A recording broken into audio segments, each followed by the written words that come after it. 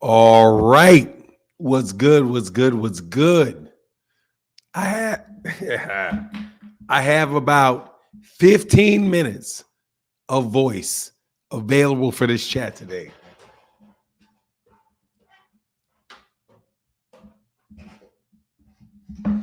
What's up? What's up? What's up? Man, feel so blessed to be able to talk to y'all today. All things in the building. Peace and blessings, Martin in the chat. Smash the like button. Now, look, my voice is gone. I'm going to tell you ahead of time. Starting on this chat. My son and his team won a huge game last night, and I was yelling at the top of my voice for like an hour. So I thought to myself, should I save my voice for the live stream that will take place tomorrow morning, or should I yell and support my son? So I thought to myself in the middle of the game, fuck y'all, I'm going to support my son. Man, I am so happy that they won, but my voice is completely gone. But at the same time, man, you know what it is. We keep grinding. We keep working. We keep talking this boxing. All things in the building. What's going on, man? Vi Ferreira. What's going on, man? Shout out to New Jersey. And shout out to Brazil. Richard Paris in the building. What's going on, man? JJ Short. What's going on, man? Big Dre in the building. Man, I want to yell, but I can't even yell. Big Dre in the building, brother. My brother from another mother. What's going on, dog? Terrell Davis in the building. What's going on, sir? Hope you're doing well. Always happy to see you. Edwin Volaton, good morning to you, sir. Good morning to you. Joshua Roberts, brother, thank you for that support. Thank you for allowing me to do this channel. Joshua Roberts, I feel you. Thank you so much. Merch is dumb, whose name is Truth Personified. Because merch is dumb. Man, I hate that shit, but it's the truth. Selling merch is dumb. It's a waste of time and money. Every time I see your name, I think that. Merch is dumb. It is. I'm not Nike. I can't sell merch. Bird 101, what's up, brother? Come on, Oz. Hit the link. Come on, hit the link. Come on, hit the link. My voice is gone today. I need you, Kamal. I need you, Kamal. And matter of fact, let me make this announcement. My voice is gone, so this is the best time to debate me. Ever. Because I can't respond, but I'm going to keep on pushing through this live stream. Ray Patterson, my brother, was good. All things, my brother, was good. Cal Coolett. Thank you, Cal Coolett. Kamal, what's good, man? Hey, what's up, Fanon? Your voice is a little hoarse from that basketball tournament yesterday, huh? It's fucking gone. So I need you today, brother. I need you. Okay, I'm gladly abide by that, man. So I don't know if you saw it. You did see it. Did you see that Carmel Moten, they asked him about the Tank Davis, Devin Haney situation? I sent you the link, the article, and the interview with he did another with a YouTube channel. Yes, I did. Yeah, I thought you were going to do a video on that one. Yes, sir. I will do it. Hey, and Kamal, let me tell you, I owe you 5 videos. I do not care what you ask me to make a video about. I'm going to make it no matter what.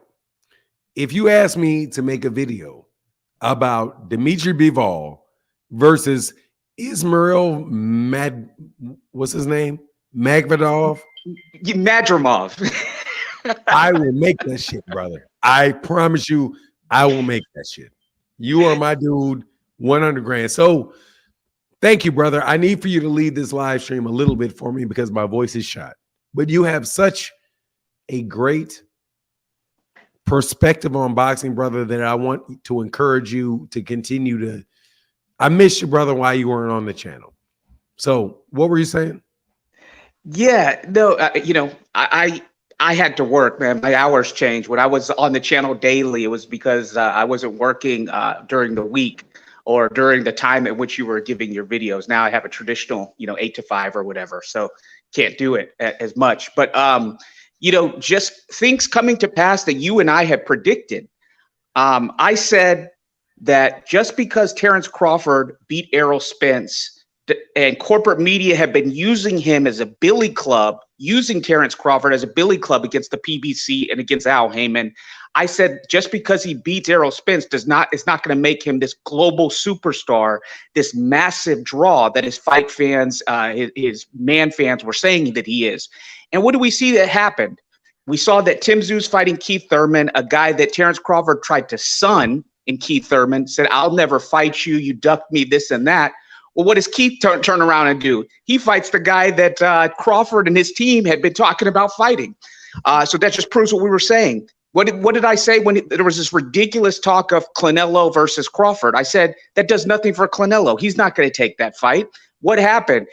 Crawford man fans, the Bud Buddies, and I say, listen carefully because I'm being respectful, say the Bud Buddies. I'm not saying anything inappropriate. The Bud Buddies, the hardcore fans were telling me that Crawford is his big draw, that Crawford and Canelo is the biggest fight in boxing. Even Crawford himself said that. And what happened? Canelo had no interest in fighting him. So we're back to probably what we're going to have is the rematch with Errol Spence. So it's so interesting that these people got wrapped up in the corporate media lies and the narrative painted by corporate media, and they didn't realize in many ways they were, as Lennon says, useful idiots. Crawford didn't become this superstar. Hold on. Who said, man, my voice is gone. Who said useful idiots? Lennon did. Lennon did when he talked about. Now, let me tell you something for a second. I already knew the answer.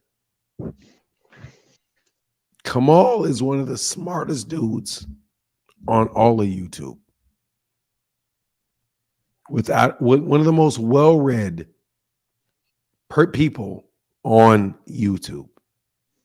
And for everybody, I really can't fuck around and talk too much today. That's why I'm hoping you guys click the link.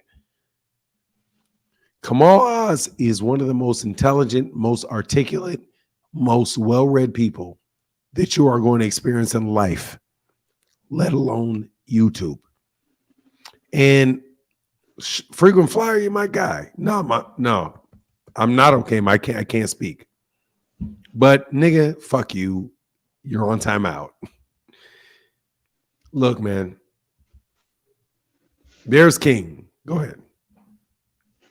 Thank you, Fanon. Thank you for that compliment. I appreciate it. But you and I have been talking. We've been on the same page about the Crawford and about Devin Haney situations as they became clearer. And the thing I got to disagree with you. We disagree on some things. Like I don't agree with people calling Saudi Arabia sports washing. I don't agree with you on on the Middle East stuff. Why is that? Why is that? Because I think a lot of what they call for sports washing has this woke gender stuff, and I'm not going to go any further because I don't want to get you demonetized. I think it's pertaining to demonetize me. I don't care.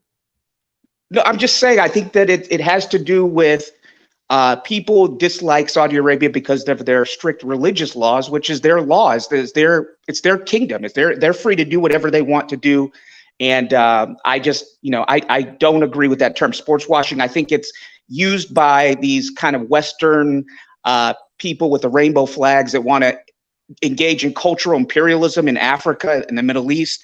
And I think for Saudi Arabia, it's inappropriate to use that term because what they're doing is what a lot of people are doing. They're just promoting their country. And so, they're spending money to do that. They don't have endless supplies, but it looks like they're going to get us better Biev and Bevel, even though I don't know if you saw this. I sent you this article the other day.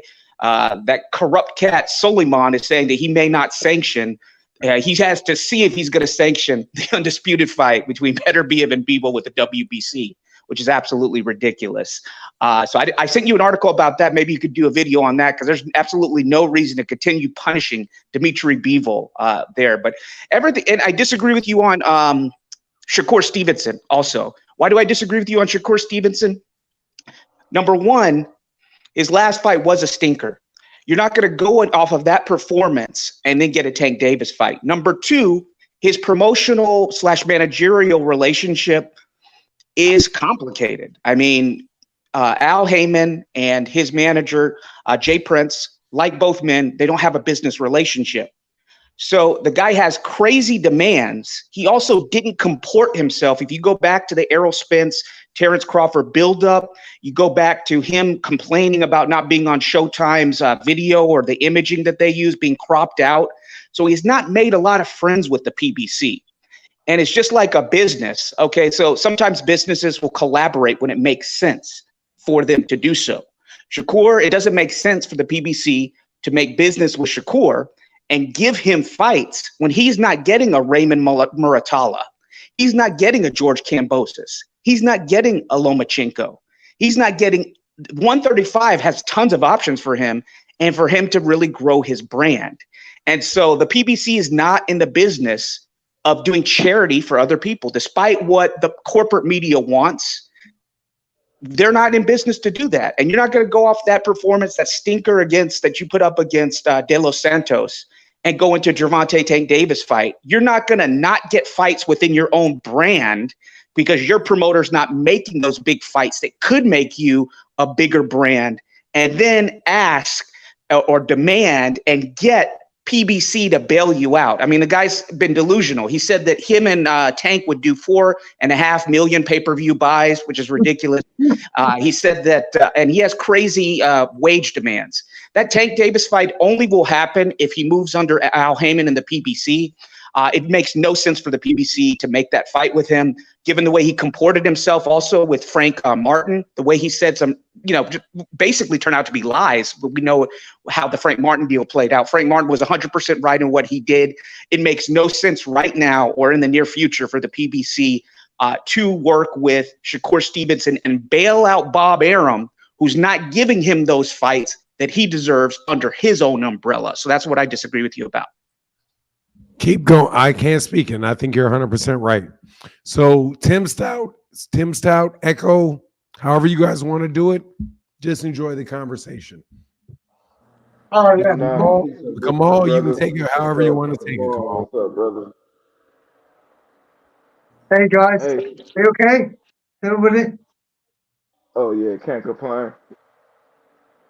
Hey, so now I wanted to get your take on the possibility of Shakur using his WBC status to move up for a fight and challenge Devin Haney at 140 next. Tim Stout, Echo, what do you think about that? What's that? Tim Stout, I'm going to let Echo respond to that. Okay. You heard, did you hear me, Echo, or you need me to repeat it? Can you repeat it, please? Thank you. Yes. All right. I'd like to get your take on the possibility of Shakur Stevenson moving up his next fight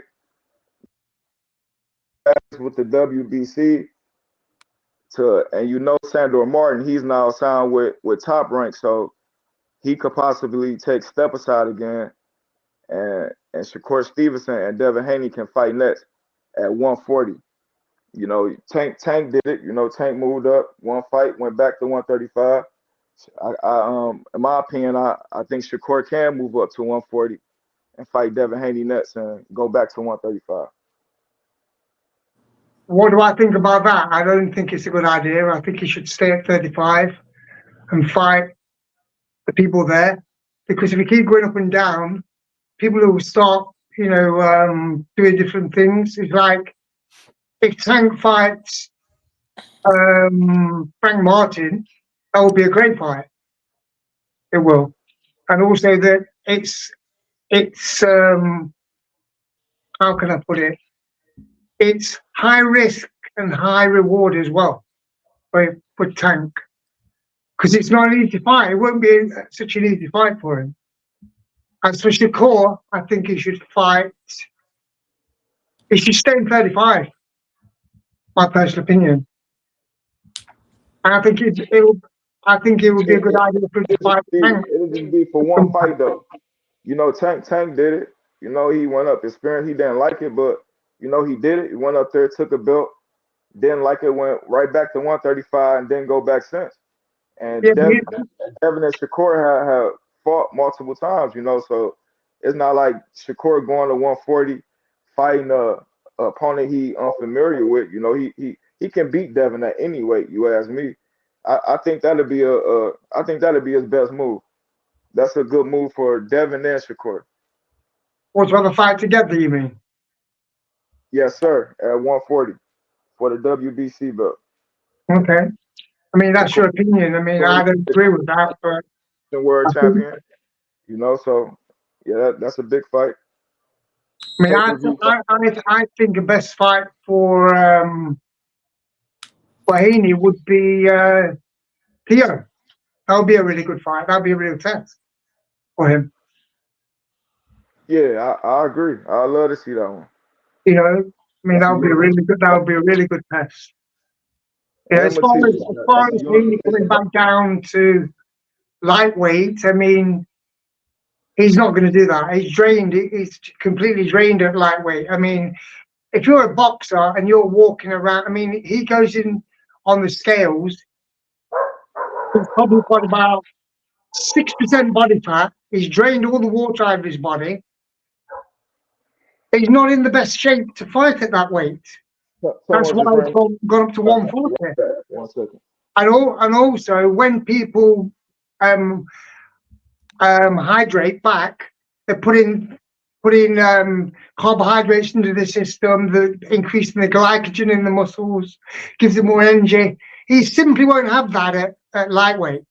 So there's no point in going back down, and he'll be again. It won't be at his best.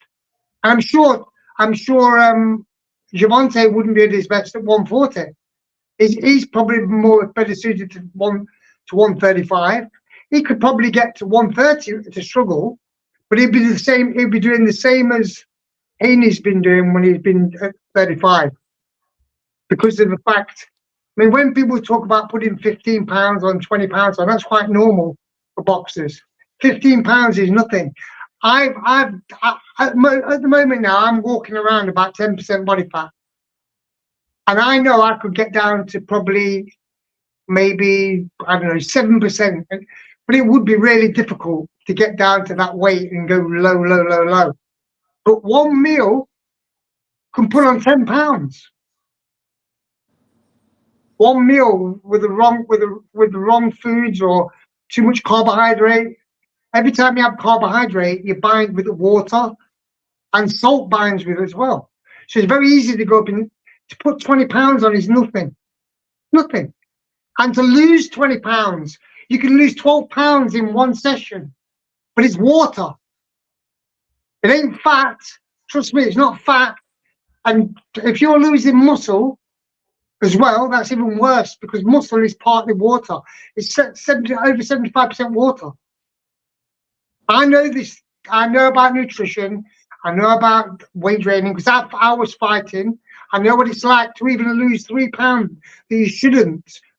I'm cut up now like a boxer. But I know for a fact, if I was to drop down maybe 10 pounds, boy, it would be difficult. It'd be really difficult. And I don't fight no more. But when I did, it was always difficult to make weight. One time I didn't eat for properly for 1 week just to get on the scales. And after I'd weighed in, because it was weighing on the day, I ended up eating within the moment I left the scales. I just ate anything, cobs, sandwiches, everything, but all the carbohydrate had to go back in my body to give me the glycogen. And that's what Haney would have done when he fought anybody at lightweight. It would have been depleted of glycogen. It would have been, It would have lost a lot of water. And also, when you lose water, your brain suffers as well because your brain doesn't react well to the punches as well. So it's dangerous. It is. Some boxers don't eat. I mean, Jake LaMotta was known to, when he fought Sugar Ray Robinson, to spend all his time in the sauna to make weight. So anyway, that's my rant. Anyway, sorry. King, what do you want, man? Hey, good morning, man. I just wanted to ask about your title of your video. If anybody can answer this, what sense does it make for Gervonta Davis to fight in the UK, and how is that a power move if this rumor is true and he's fighting Frank Martin? I know Floyd did it, but he fought Ricky Hatton. He was a superstar over at the UK, and I've heard a lot of people say that the UK is, they sell tickets, but it's cheap tickets, UK is full of bums, blah, blah, blah. So I just help me understand. Anybody can answer that. Oh, I can answer it. I can answer that as well, but anybody goes first. Nah, go ahead, man. Go ahead. Go ahead, Echo. Well, the thing is, the reason why they say it's a power move because it gives him more worldwide fan base. That's what's going to do it. That's what's going to happen. It's not nothing else, really. It's going to give him more of a fan base. Echo, He's got a lot of fans in UK anyway, but just the fact that he's going around, and if he fights anywhere else other than America, that's always good. Because all the greats did it. All the greats went different countries and whatever. So, how many people in the UK know who Frank Martin is, or even Tank? Echo. what? Tank? Well, you're going to realize in the UK we have a lot of hardcore boxing fans that know these fighters. Trust me. It doesn't need a lot of. It doesn't. Everywhere, bro. Huh? They know Tank everywhere. Exactly, but what I'm trying to say, in UK, we have some really hardcore boxing fans that are willing. You think when Mayweather fought Hatton Hatton had 20,000 people come from UK. Yeah, but Hatton was a big, but Tank wouldn't even be fighting a guy from the UK. Yeah, that's true. I understand that, but the thing is, we've got fans here that love boxing. They love boxing. They love boxing. That's why the venues are full. We have 80,000 people at Wembley. With people like Froch and people like that, and George Groves and people like that. They will pack the stadiums if he fights in UK. Trust me. I just can't wait to see how that fight goes and what numbers it does. That'll be interesting. You mean pay-per-view? You mean? Yeah. Even like what if it's gonna be in a stadium or at the O2 Arena? With 20,000 people. That's more likely what it will be at the O2, more than likely. So I just can't wait to see what this does for Gervonta Davis. That's all. You sound nervous, King. It's a good move. It's a good move. Sound nervous. You sound nervous, King. Why is that? I don't know why you sound nervous. You just sound nervous. I was just asking a question about your title a little bit. No, you sound nervous. And let me tell you why I think you sound nervous. What's that? Because you've been preaching globalism in boxing for years. So Gervonta Davis, who does not have in the United States a fighter in his next fight that he can do 1.5 million or 1.2 million pay-per-view buys, he decides if what Ring Magazine says is true, they decide to say, let's stop for a second, not worry about the money, but worry about our global impact. Go fight in front of the most rabid fans that there is in the boxing world. Because no one disagrees that UK boxing fans are the most loyal, educated, and consistent fans in the world.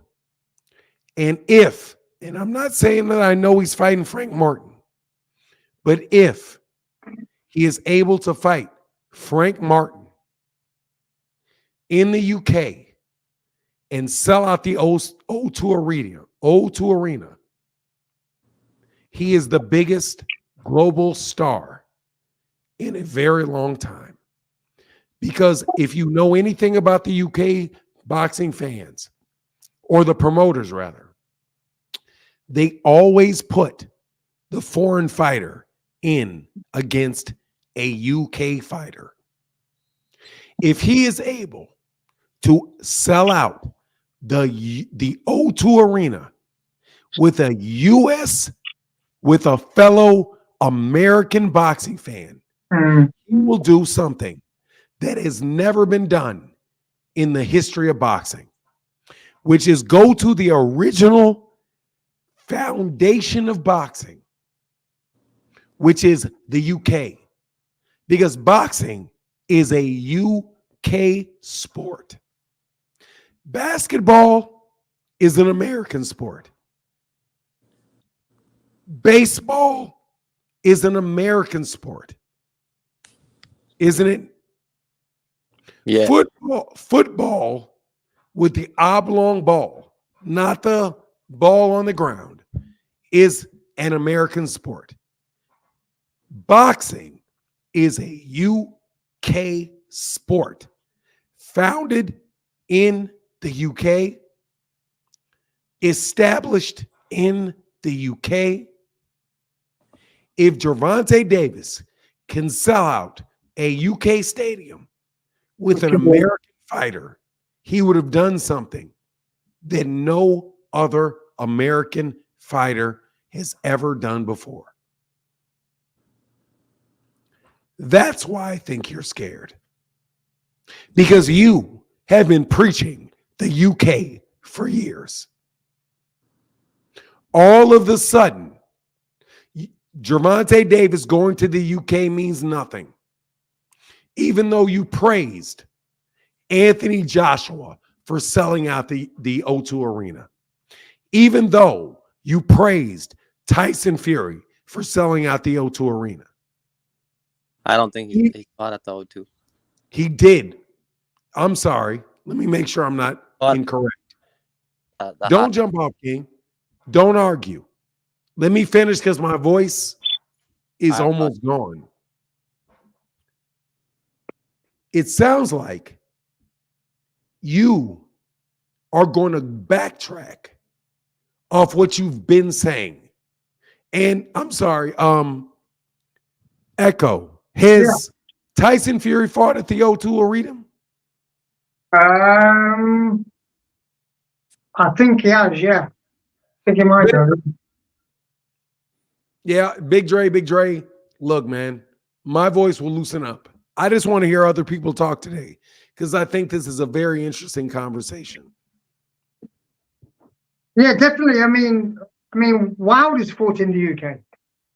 So that gives you, and Crawford's fought in the UK. There's no reason why Gervonta can't come here.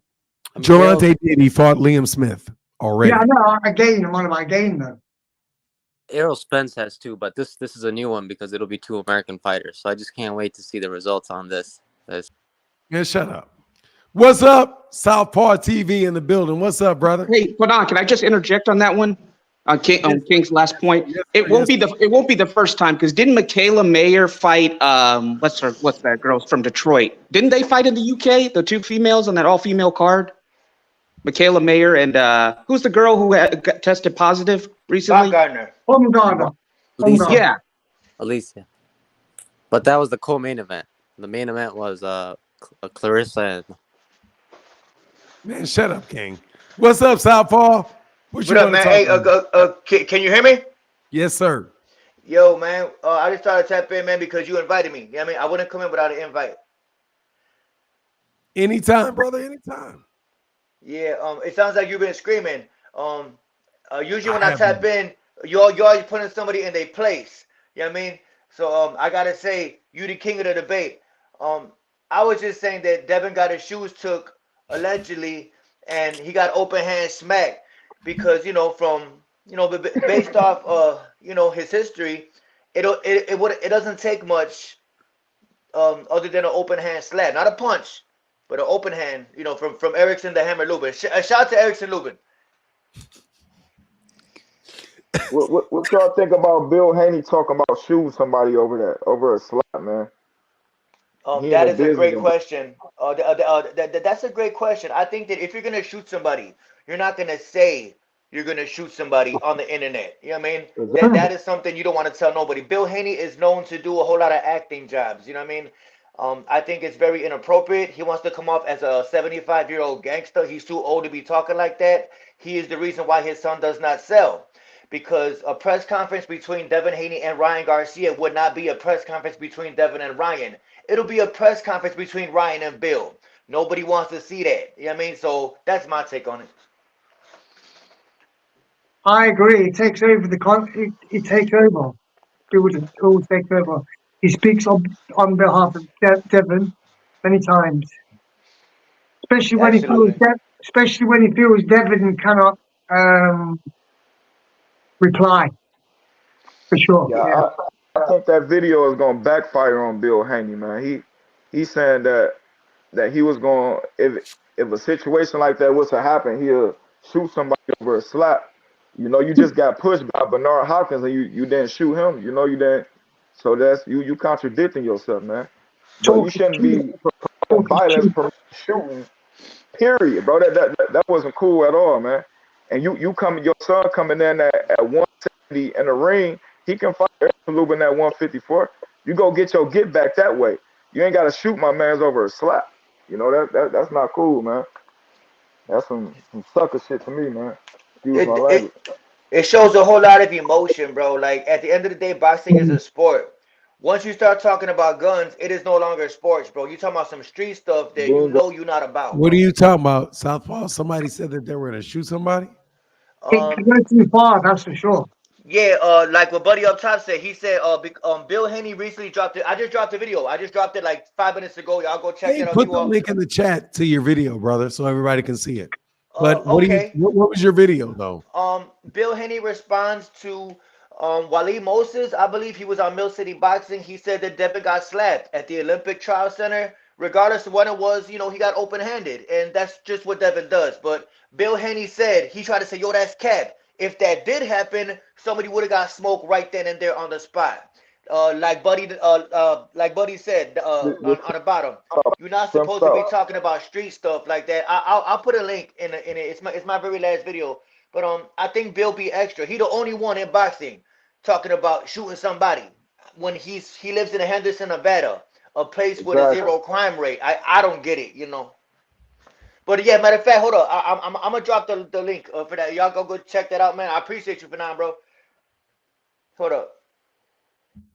Yeah, he shouldn't be threatening people with guns just because somebody disagrees or slapping people. That's just too over the top. That's too over the top, man.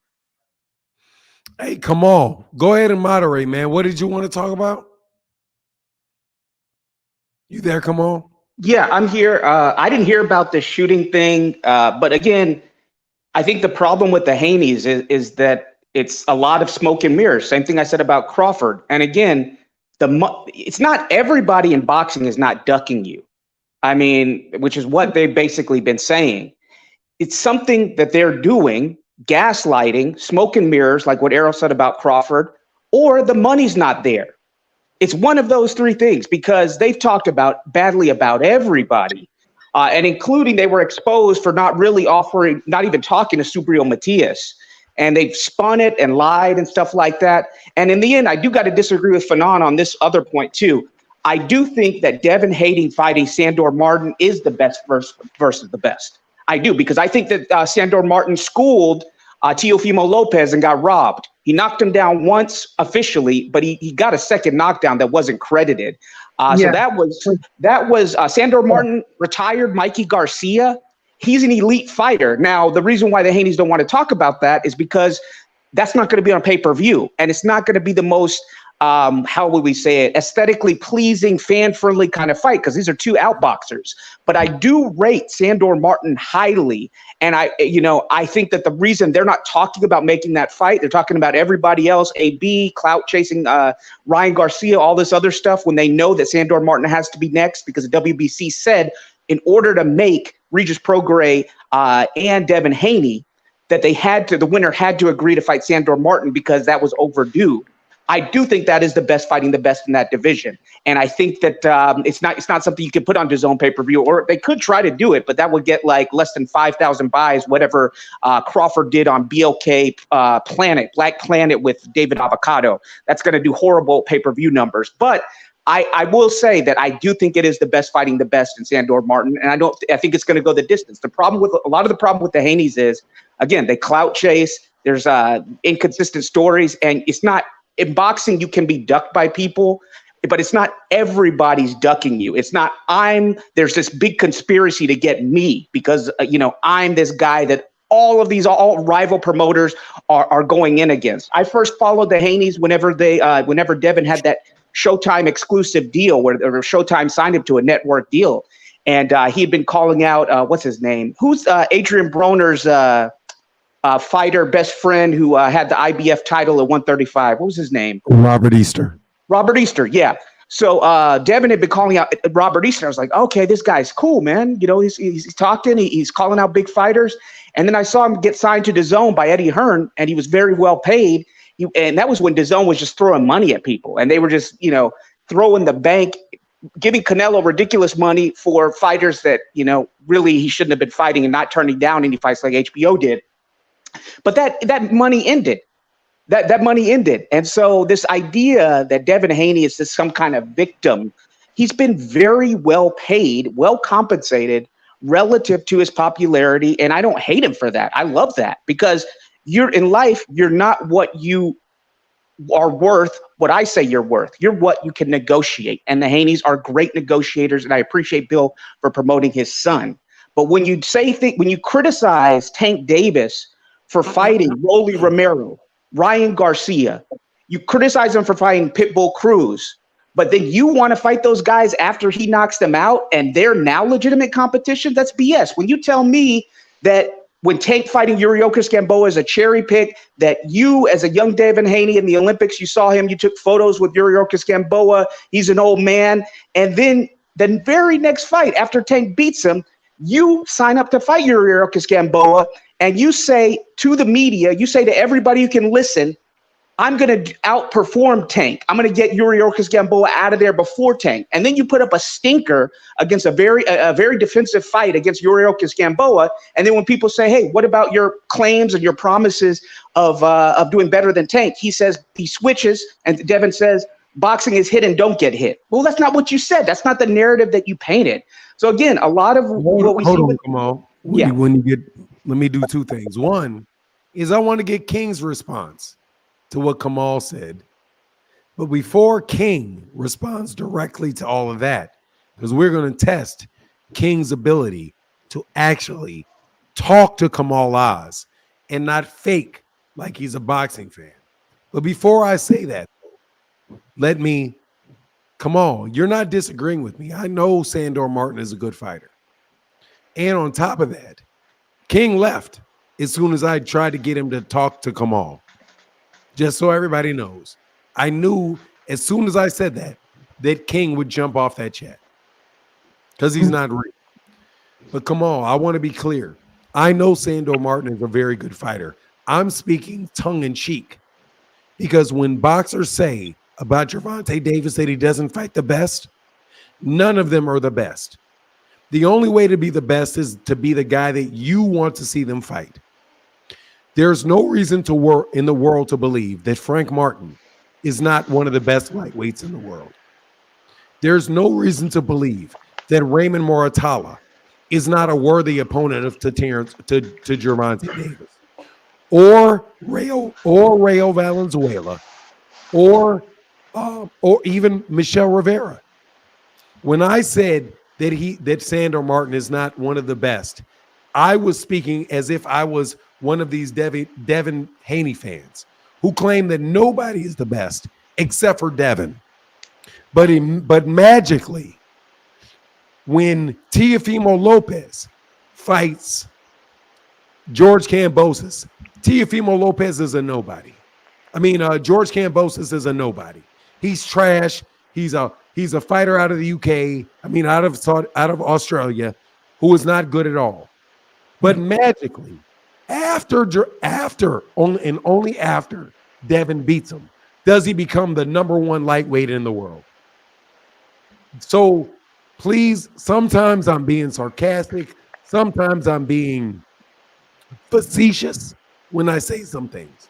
But believe you me, I know Sandor Martin beat Mikey Garcia.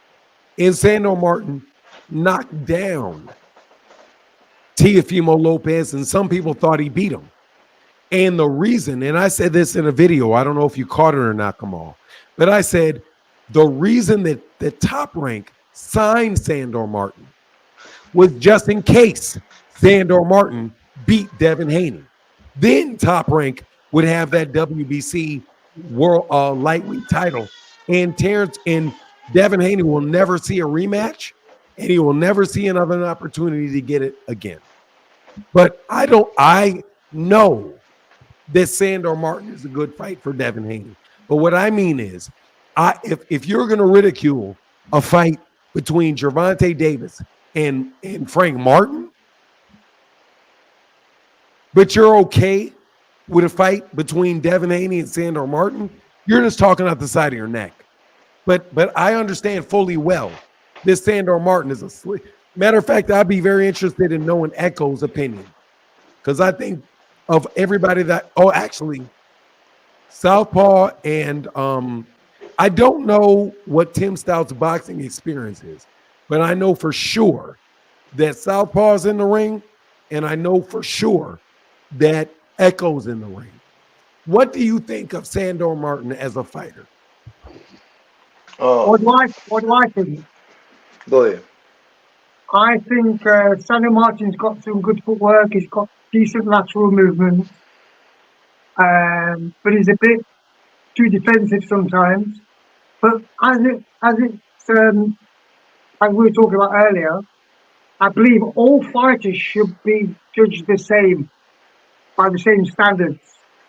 So, as you were saying, if it's not good enough for Tank fight Martin, then it should be equal. Everybody should be treated equal.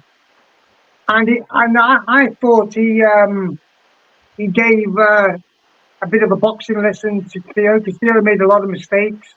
He was leading with his head too much, and he was getting countered with hooks as well. He was falling over the front foot quite a few times, and that's one of the reasons why he got countered and got knocked down. And that's one of the reasons why Spence was countered a lot, because he was leading too much over the front foot. But Sandor Martin's a decent fighter. He wouldn't have beaten Mikey Garcia if he wasn't a decent fighter.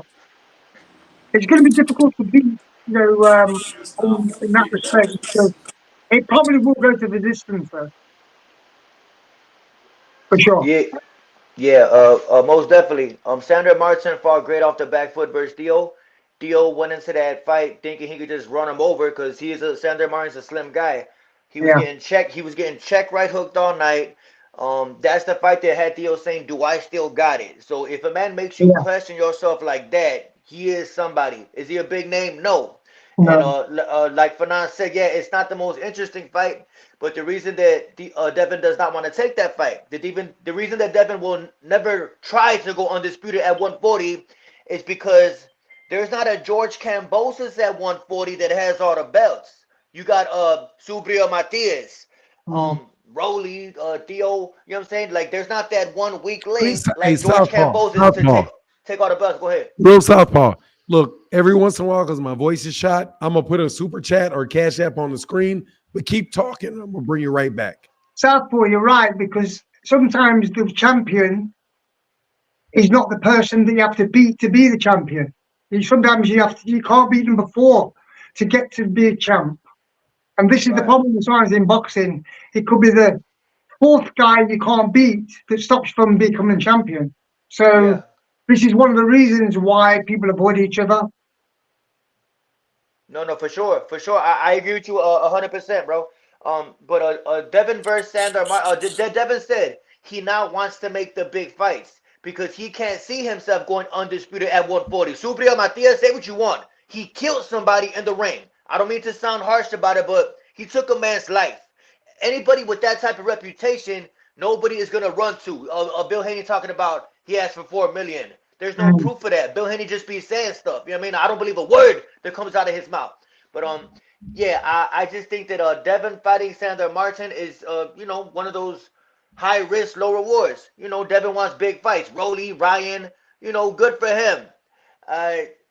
YouTube boxing should be next if that's the route he's looking to take. His biggest moment was beating George Kambosos. You know what I mean? The weakest link at 135. But yeah, him versus Sandor Martin is a fight we probably not gonna see. You know what I mean? Hey, come on. Can you read that? Can you read that? Yeah. It says, I'm a week late, bro. I'm a week late, but again, bro, thanks for being this great content creator and telling the Haney clan the truth that Bill's old ass won't tell them. Hey, and I'm inviting Bill Haney onto the channel to talk to Southpaw. Yo, hey, bro. I respect you, bro, because you're from the city, bro. I will not speak like that on this platform, bro. I'm not. It's too many bleeps and cuss words, and it's a family show. Seriously, man. Hey, hold on a second. Show. Southpaw. I'm okay, man. I don't think I wasn't serious about that, man. But I appreciate the work. I'm trying to be positive these days.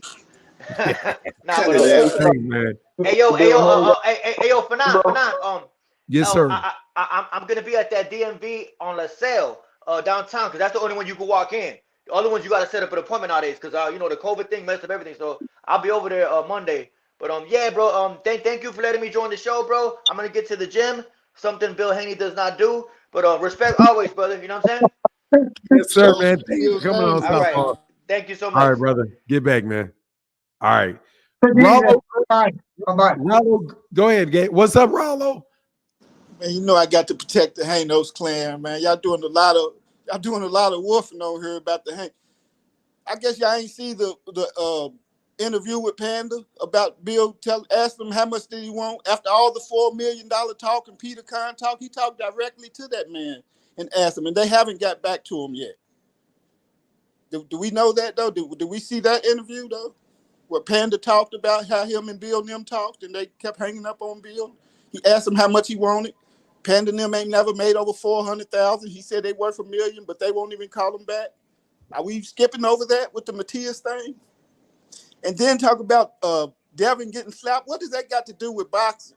From dude that just got off, he done talked about that man's wife and girlfriend and everything else that ain't got to do with boxing. But when Bill defend his son, talk about if somebody slap his son like a man would do, right? Because when you get slapped, all boxing and everything goes out the door. And that's street shit when you open hand slap somebody. Then that's when the street shit. So how y'all gonna criticize Bill? Hell no, man. That ain't no street shit, bro. If you get open hand slap, bro, you slap a person back, or you or y'all fight, bro. You don't shoot nobody over no slap. Yeah, when you get open hand slap, that brings you to the streets. That got nothing to do with boxing. Where you from? What streets are you from? I'm from Detroit, bro. Stop to lying, open bro. hand smack some. Well, if somebody open hand smack you in Detroit, what's that going to lead to? We fighting, bro. I'm not about to shoot nobody over no slap, bro. Is you serious, bro? Well, you ain't from the streets then. If you're not used to people getting if you're not used to murder, following a man getting slapped, you ain't from the streets, buddy. I ain't from the streets because I won't shoot a motherfucker for slapping me. Yeah, you hear how you sound, bro? You ain't from the streets because when you open hand slap somebody, that brings the streets into it. Yeah, that brings streets into it. You was a sucker, man. If you got a grab for getting smacked, bro, you was a sucker, bro. You scary, bro. If you get a black eye, hey, listen. If you get a black that can heal up, you get a busted nose that can heal up. If you shoot somebody, ain't no coming back from that, bro. You gonna shoot somebody because they slapped you, bro? And he fight for a living, bro. He's in a hurt business, bro. This is what this man do for a living. You get your get back in the ring and get paid millions doing it. Why would you throw your life away and shoot somebody over a smack. All that sound good, but all that sound Hold good. on. Bro. Hold on a second. My voice is good enough for this. Rollo, I will slap the shit out you right in your face. You'll slap who? And I will slap me. Nigga, you Will gonna die slap when the you shit stand. out you in Nigga, your the face. day you slap me is Listen the to day me. you die where you stand. Listen to me. Man, you was a Listen gangster to over me. the Hold on. I'm gonna say Yeah, the this day straight you up. slap me, the day you Hold gonna on. Listen to me. I slap the shit out you in your face. You won't. I would. If No, you you pussy won't. enough to pull a gun. No, you won't. Yes, I would. No, If you the day pussy you slap enough, me, the day you gonna die. no. No, I'm gonna you tell you the won't. straight truth. Straight truth. If you pussy enough to pull a gun because I slapped you in your fucking face, that's all you are is a pussy. Because anybody can get a gun. If I slapped, let me tell you something, Rollo. If I slapped Terrence Crawford dead in his fucking face, he'd beat the shit out of me. He And I wouldn't will need too. no gun. Stop And I will lying. too. You a fucking phony. You a fucking phony. For I'm now. gonna tell you straight up, Rollo. Don't unmute yourself. If I slapped you in your fucking face, and you need to go get a gun, you a pussy. You the Listen. biggest pussy. You the Listen, biggest Fanon. pussy I ever met in my life, Rollo. Listen, If you need to Fanon. go get a gun because I slapped you in your face, Listen, first of Fanon. all, then stop talking, Rollo, because you've exposed yourself. Listen, Fanon. I No, heard what you said. no. So you It's now you a funny. pussy for not letting me respond. Now, Rollo, sit your ass in the back. Every grown man knows this. If I slap you in your face, in your mouth, and you got to say, oh, let me go get a gun, you are a pussy, a straight pussy. And I will take this video down. You are a pussy. If you slap me in my face, I'm punching you in your shit immediately. If I can get you on the ground and I can choke your ass out, I'm doing it fucking immediately. What do you need a gun for? What do you need a gun for? For somebody that slaps you in your mouth. You slap them back in their fucking mouth. You pick up this goddamn can and you bust their jaw with it. You take out your goddamn keys or a fucking pen and you stick it through their fucking eye. Who are you?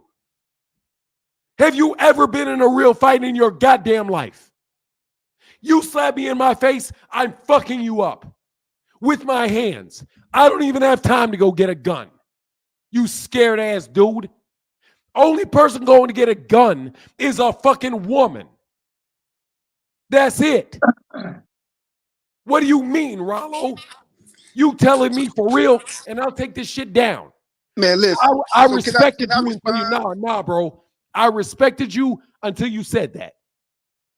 What kind of pussy goes run from a gun? What kind of pussy runs to a gun from a slap? Are we talking like men? Can I respond? Or you just Yeah, gonna keep we muting talking me? like men. What kind of pussy runs to a gun from a slap? So listen. I did 10 years in federal U.S. penitentiary. You ain't got no guns in the pen. You goddamn right. You ain't got no guns in the pen. So you better go get your ass. You better go get you a shank. So listen, not You only need a have I gun seen for real. You need a gun. So can from I a respond slap? that you gonna act like a woman and keep talking That over ain't me no and mute woman. me? A woman go gets the gun. A man slaps him back. So listen. So, can I respond? Are you gonna talk over me? I'm gonna talk over you as long as you keep talking like that. But go ahead. So you don't want to respond. You just hold want on. to. You just. I'll let you respond, Rollo. You go explain to me why any man needs to go get a gun because the nigga slapped him. Can I talk Go now? on, Rollo. Can I talk now? Yeah, go ahead, Rollo. You're free. I don't know to what streets dudes say he's from, but I've been in the penitentiary. I don't care about the streets, bro. I've been fighting. We're on this but planet. that was the conversation. Because a man gets slapped and he goes gets a gun. Listen, I don't give a fuck if Mike Tyson slapped me. We're gonna fight right there. No, I like that. I like that. If Mike Tyson slaps you, the bitch ass nigga's gonna go get a gun. Listen, With homie. him, you better Listen, go. if you stop yelling and over talking like a woman and talk like a man. Let me talk like a man. I think any man that goes gets a gun or even tells other men that they need a gun because somebody slapped them, especially if they're a professional boxer trained to fight, is 100% unadulterated pussy. Yeah, Bill ain't no professional fighter though, right? Why does his son?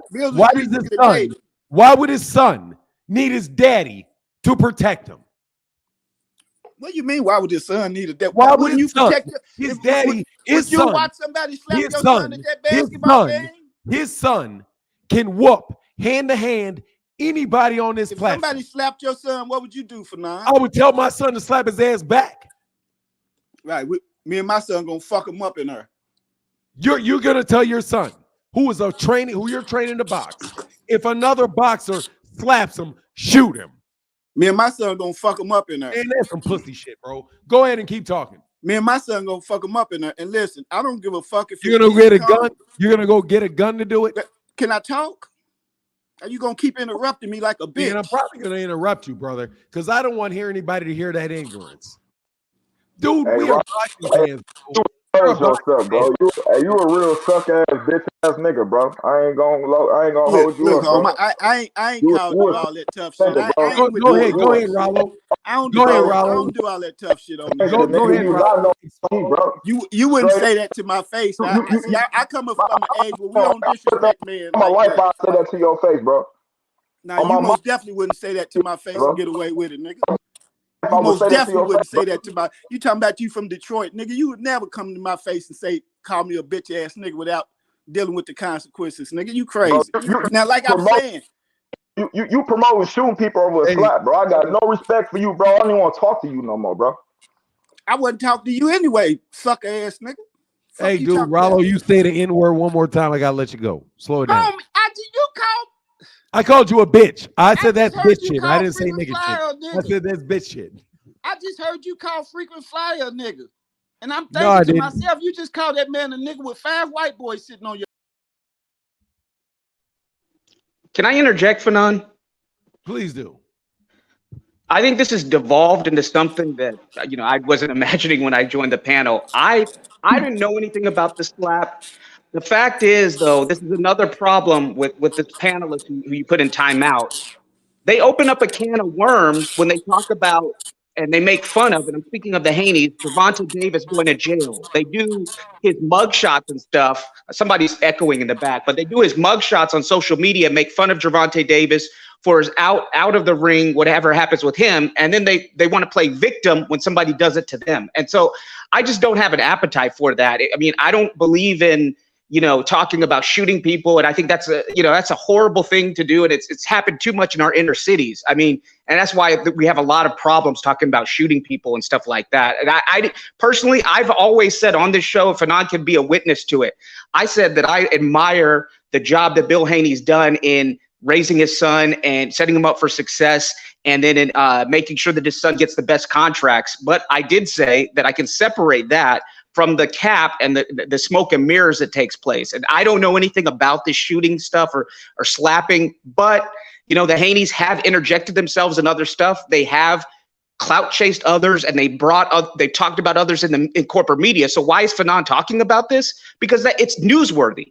And so we can't talk about what Devin and Bill say about other fighters and say, oh yeah, that's true, Gervonta did this, or make fun of Gervonta's mugshots when those guys display it on social media or call him a monkey or whatever they did in that Dubai Zoo, and then not have the same kind of news coverage or YouTube commentator coverage when the shoe's on the other foot. So I mean, that would make Fanon hypocritical. This is a newsworthy event. I got to say, once again, I don't know anything about it. And if you want to talk about interjecting yourself and stuff, talk about how Mr. Gary Russell Jr. was going at it with Terrence Crawford, and they were talking about fighting each other and about what they happened to them allegedly in the streets. And then you had the Haneys interject themselves with a bogus offer, and I guess they basically interjected themselves into an A-B conversation. They were trying to let's see. Nobody asked about that. So I don't want to devolve into this like shooting stuff and all this other street stuff.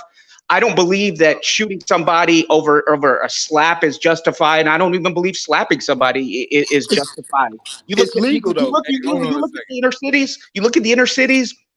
There's a reason why they're so bad. I mean, look at other countries. They don't settle beefs like this. Look at Japan. They have the Yakuza. The Yakuza are even respectful. They're not shooting people over stupid stuff. So let's get off of this devolving into this kind of shooting stuff. I just don't think it's good. Let me interject because my voice is feeling better. I've yelled it into some looseness. I want to be very clear why I said that. Because I really get tired of this conversation going on about violence in the black community. If a man slaps you with the way that I was raised, if a man slaps you, punches you, it's time to fight. And that's it. Rollo, I don't respect what you said. Because I think that you will defend any. First of all, I didn't hear what he had to say. I didn't hear what Bill said. I didn't either. Excuse me, sir. I'm going to finish and I'm going to let you finish.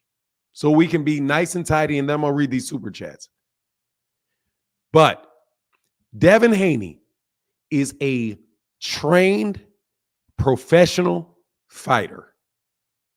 If Devin Haney fought 99 out of 100 people on the streets, no matter what size they are, he'll beat them. Bill Haney could not beat up Devin Haney to save his life. Bill can't beat up Devin. Devin is a 26-year-old grown man. He does not need his daddy to threaten somebody or even claim that he would threaten somebody with gun violence because they slapped his son. Why in the world would you train your son as a professional fighter if he cannot handle his own self-defense? That is ludicrous. Period. At the end of it, and you asked me if somebody slapped my son, what I would do. I would look at my son and tell my son, you better slap his ass back. Because that's what men teach their sons to do. They do not have their sons go out into the street, get beat up, and they say, tell me who the kid is. Let me go get him. That is that's how a man teaches his son to be a man. And it doesn't matter if you're in the suburbs, they do it in the suburbs. It doesn't matter if you're in the inner city, they do it in the inner city. It doesn't matter if you're in the UK or in Germany, in China, in Saudi Australia. It doesn't matter. You have to be a man and stand on your own 2 feet. So for you to say that Erickson Lubin, who said he slapped Devin Haney. Eric didn't say that. If Erickson Lubin slapped Devin Haney like Moses, like, what's his name? I'm sorry. Wally Moses said he did. It is up to Devin Haney to slap Erickson Lubin back and to go get his shoes. Because if you do not slap him back and go get your shoes back, anybody and everybody that sees you is going to punk you. Now, if you were not raised like that, I'm telling you, I don't ever had to be in a boxing ring or ever be on a mat. Because where I fought, it was a mat. It wasn't a ring, it was a mat. And you can run wherever you wanted to, on a mat. Yeah, I fought in prison in the alleys. I did. And then you know about no have mat. to defend yourself. I thought you were a boxer. I thought you slap boxed Ali. I did. So when Ali slapped you, did your daddy go get a gun and shoot him? Ali never slapped me. Oh, he slap boxed you, but he didn't slap you. Do you think I was 10 years old? Why we gotta go through that? You think Ali should have got the gun and went and found you? You think Ali's daddy? I was 10 years old. Dude, Rollo, that's some weak ass shit, and you know. I was 10, but listen though, if I may be allowed to respond, any man that put his hands on me, we gonna get it right there. Like Bill told him, get down where you're mad at. That's how I was raised. But that's not what you're saying. You're saying go get a gun and shoot him. No. Yes, you are. You're about. No, yes, that's you what are. you want me because to you're no. Then just say Devin should have slapped him. Don't bring me this. Bill was right to say he would have shot him. He 'Cause that's was. what you He said. was in every right. He was in every right. To He shoot him, was. it was He in his was. right to shoot him. Let me make sure I understand. Hey, hold on, Rollo. Let me ask you a straightforward question, black man to black man. Father to father, talking about a father and a son. You think that if Bill Haney would have got a gun and shot Erickson Lubin for slapping his son, he would have been right? I mean, that's self-defense. Not only is It's it not right, it's legal. self-defense because he didn't slap Bill. Most definitely, So if let me somebody repeat assaults that. you and you shoot them, Tim, that's stop. legal. Hold on, Rollo. That's legal. I'm gonna ask the question again, Rollo, because you are got to be the biggest Devin Haney nut rider I've ever seen in my life. I ain't ride nobody's nuts. You I don't are. even talk to me. You are clearly. If you think Bill Haney has the right because Nah. Eric Lubin slapped his son to go get a gun and do something to him. Yeah, that's stand your ground law. Yeah, somebody That's not standard ground law because he didn't slap Bill Haney. You a lie. Man, that's whack as shit, Rollo. Listen, for nine. Go ahead and say whatever you want. That is some whack ass shit, Rollo. Listen, for that nine. is some whack ass shit, Rollo. Listen, I can't even believe that you could get that out your mouth. Are you gonna let me talk? You can't talk, man. I know it. You never let. I know it. I know it. You ain't. It's because that's bullshit, Rollo. This is why dudes don't fuck with you. This is why they calling you coons and shit. Hey, Rollo, you know you wrong for that, bro. That's why you try to shit, Rollo. You try to backtrack and say that. It's the law. I'm wrong for the stand your ground law. If somebody punch you and you shoot them, that's legal. Bro. That's Devin Haney. That's Devin. Hold on. I got enough voice for this. I got enough voice for this, Rollo.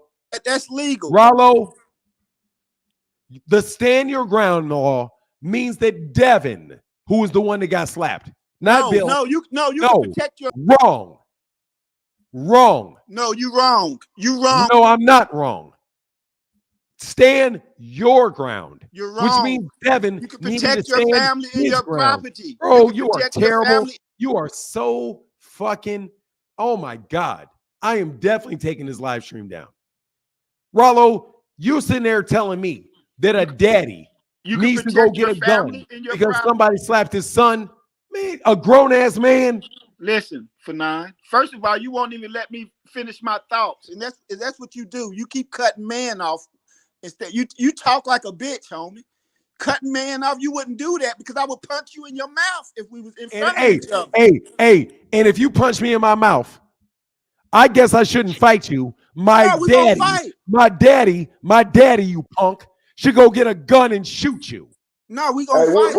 No. Let's talk straight because I'm gonna take this down. Let's talk straight, Rollo. Hold on. Let's talk straight, Rollo. You punch me in my mouth. My daddy. Hold on. My daddy, because you punched me. My daddy should go get a gun and kill you. You're out your fucking mind, Rollo. Yeah, I didn't say that. You want me to say that dumb shit, but that ain't what I said though. That ain't what I was addressing coming on. Y'all turned it into that. But for clarity, if somebody punched your loved one or do something to your property, you are well within your rights to protect it. Right? So if somebody's beating on your wife and you shoot them, that's stand your ground. That's self-defense. Let's get that clear, first of all, okay? But what I was saying was, it's kind of ironic that Southpaw is on here talking about keep it boxing when he done sit here and talked about people's wives and girlfriends, as prostitutes and everything, but now it's keep it boxing. That's what I was saying. But I have seen guys get open hand smacked and shoot a motherfucker in their face. I have seen guys get smacked in the penitentiary and get stabbed up about it. So that fantasy world that y'all living in, it don't exist in these real streets that I live in, first of all, okay? But like I said, if Mike Tyson punched me, if he slapped me. Go away. I'm not interested in any more of that shit. No more. I'm done. That's what's wrong. That's why there's so many young black men dying out there, because of that stupid shit you just said, Rollo. Go away. I've been in 100 fights. People spit in your face, you fight them. People call you a nigger, you fight them. People grab you, try to choke you, you fight them. You cannot tell me, Rollo, and I don't want to hear what you got to say anymore. Devin Haney, and I don't care what Southpaw said to anybody else. That is some weak ass shit for you to try to defend. Even the idea that a grown man whose son is a professional boxer, that he needs to go get a gun and attack some other professional boxer for laying his hands on him. He didn't throw a hook at him. He didn't throw an uppercut at him. He didn't grab him and try to choke him. You want to try to defend the idea that you can shoot Erickson Lubin for having slapped Devin Haney. Get the fuck out of my face. And I mean that, and I will demonetize that. I will put this whole video away. If my son acted like that, if my son got slapped in the mouth and he went and got a gun, I'll be like, man, what the hell is wrong with you?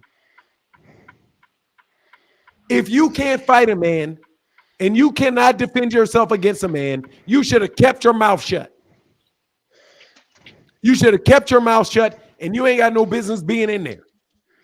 If you cannot defend yourself against a grown man in a boxing ring and you got to resort to your daddy pulling a gun out on him, then your ass ain't got no business in a boxing ring. That is the wackest shit I've ever heard in my life, bar none. And I will take a whooping. Can y'all hear me? Who is this? Yeah, I heard you. But that shit is just whack beyond whack, bro. And you should never say that shit on somebody's life. Erickson Lubin deserves to die because he put his hands on Devin Haney, who's a professional boxer. Oh, my God. Ridiculous, bro. Anyway, let me read these simple super chats. I'll let y'all cook, bro. Southpaw, Knockout Boxing 86 TV, Upper Echelon Dean are one of the coldest representatives of the boxing media. Dude, that's just straight manhood, bro. Do you know why boxing was established? Let me tell you why boxing. Hey, can you hear me, Echo? I'm sorry, Echo, I got you on mute. Can you hear me, Echo? I can hear you. I can hear you. Now tell me if I'm right. So you guys know the true history of boxing. The reason that the UK developed boxing was so that the aristocrats that used to pull out stilettos, which is a blade, and used to have guns where they would take 10 paces apart. And in order to settle any disrespect, what they would do is they would say, you've disrespected me. I challenge you to a duel. And they would take out guns. All what you see in the movie. You pick your weapon. You can pick a stiletto, which was a blade, or you could pick a gun. And they said people would regularly die off those duels. So the UK made an advancement in it. And they said, we won't do that. We're going to put and fight hand to hand. So that the person that is disrespected can win a fight and the other person doesn't need to die. But you're going to take it beyond what boxing is actually about, which is man-to-man, hand-to-hand contact. And because of hand-to-hand contact, you want to pull out a gun. Anybody can pull out a gun. Anybody. I can pull out a gun. And if I go by the right gun, not 30 of y'all can stand with me. If I go by the right gun. If I go and I find a way to get an automatic that can shoot out 60 of them, every one of you guys are going to go. That makes me a man. That is some punk shit to the heart. You're doing that shit out of fear because you do not fear, because I fear Echo. Because I know if I sit there and talk to Echo at 70 years old, he's a professional fighter. I put my hands with his hands. He's going to beat me up. So I don't want to do it because I'm scared. So I go to the local gun shop. I pull it out and I eliminate him. Shame on you and shame on anybody that thinks that way, because that is the antithesis of boxing. Boxing is supposed to be man on man, my hands versus your hands. And if somebody takes their hand and slaps you with their hand, then you need to take your hand and slap them with your hand. That shit is ridiculous, Rollo. Anyway, man, I'm astounded that you would make that argument in defense of Devin Haney if that's what he said. If Bill Haney said, if he had slapped my son, I would have went and got something. Dude, how can your son ever be a man if he needs his daddy to follow behind him with a gun?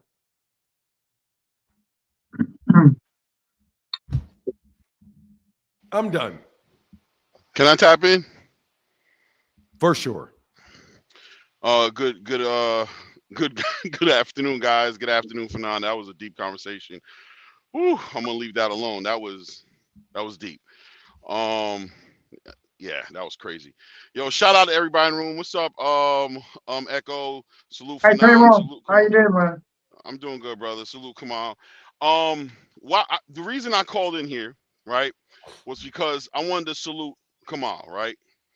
I like the way he put in perspective. Well, you're right here, so I'm gonna say he. I like the way you put in perspective the true disagreement or issue you have with the Haneys in the way they've spoken. I think that was real, that was real boxing and real clear and made real clear sense. I remember you when I first came onto Fanon's channel a long time ago. You used to come on here all the time. I don't know, you were gone for a minute. You know what I'm saying? I don't know what happened, but you were like actually one of the reasons why I came on the why I would come back, because I used to like your breakdowns. Even though you got at me in the chat before, you know what I'm saying? We done had our little spackle, but I appreciate stuff like that, the way you speak, because me personally, I like to build. You know what I mean? I like to have intelligent conversations. I don't really come up here to argue. Hey, man, you got a point, Claymore? No, I just wanted to salute. I'm just saluting.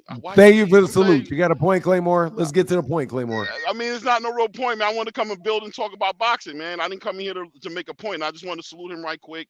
You know what I'm saying? For real, because I never got a chance to speak to him. Why does that bother you that I come up here and talk just real quick, 30 seconds, and salute him?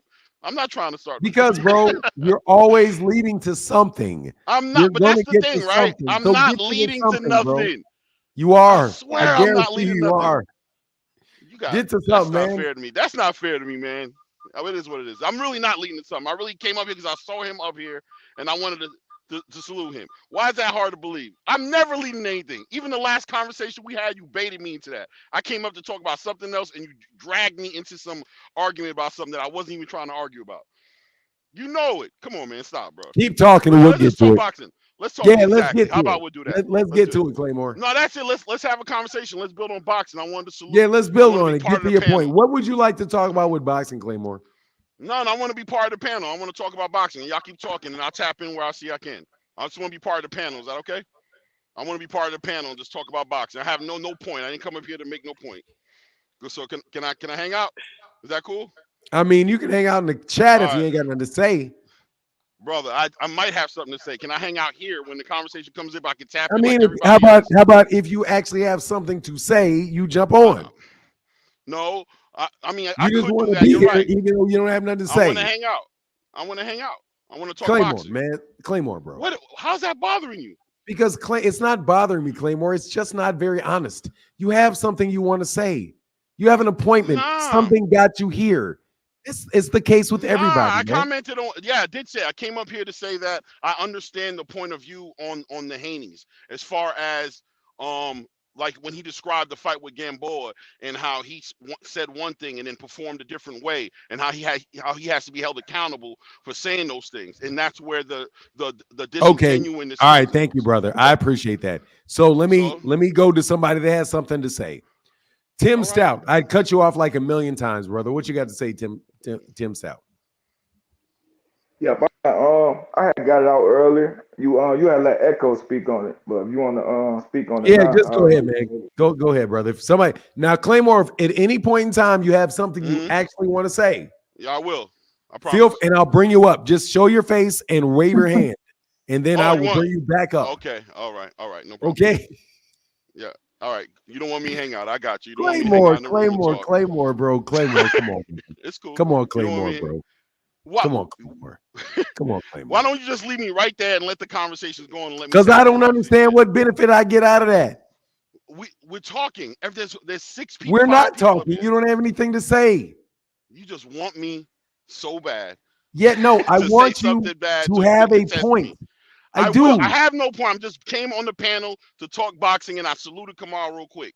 That's all it is. I I have a don't point. remember. That was a long. Thank you. Let him Okay, get no to his worries. point. No worries, Talk. Claymore. Anybody that actually has I have something a they point. want I to have a say, point real quick. I have a point. let's go.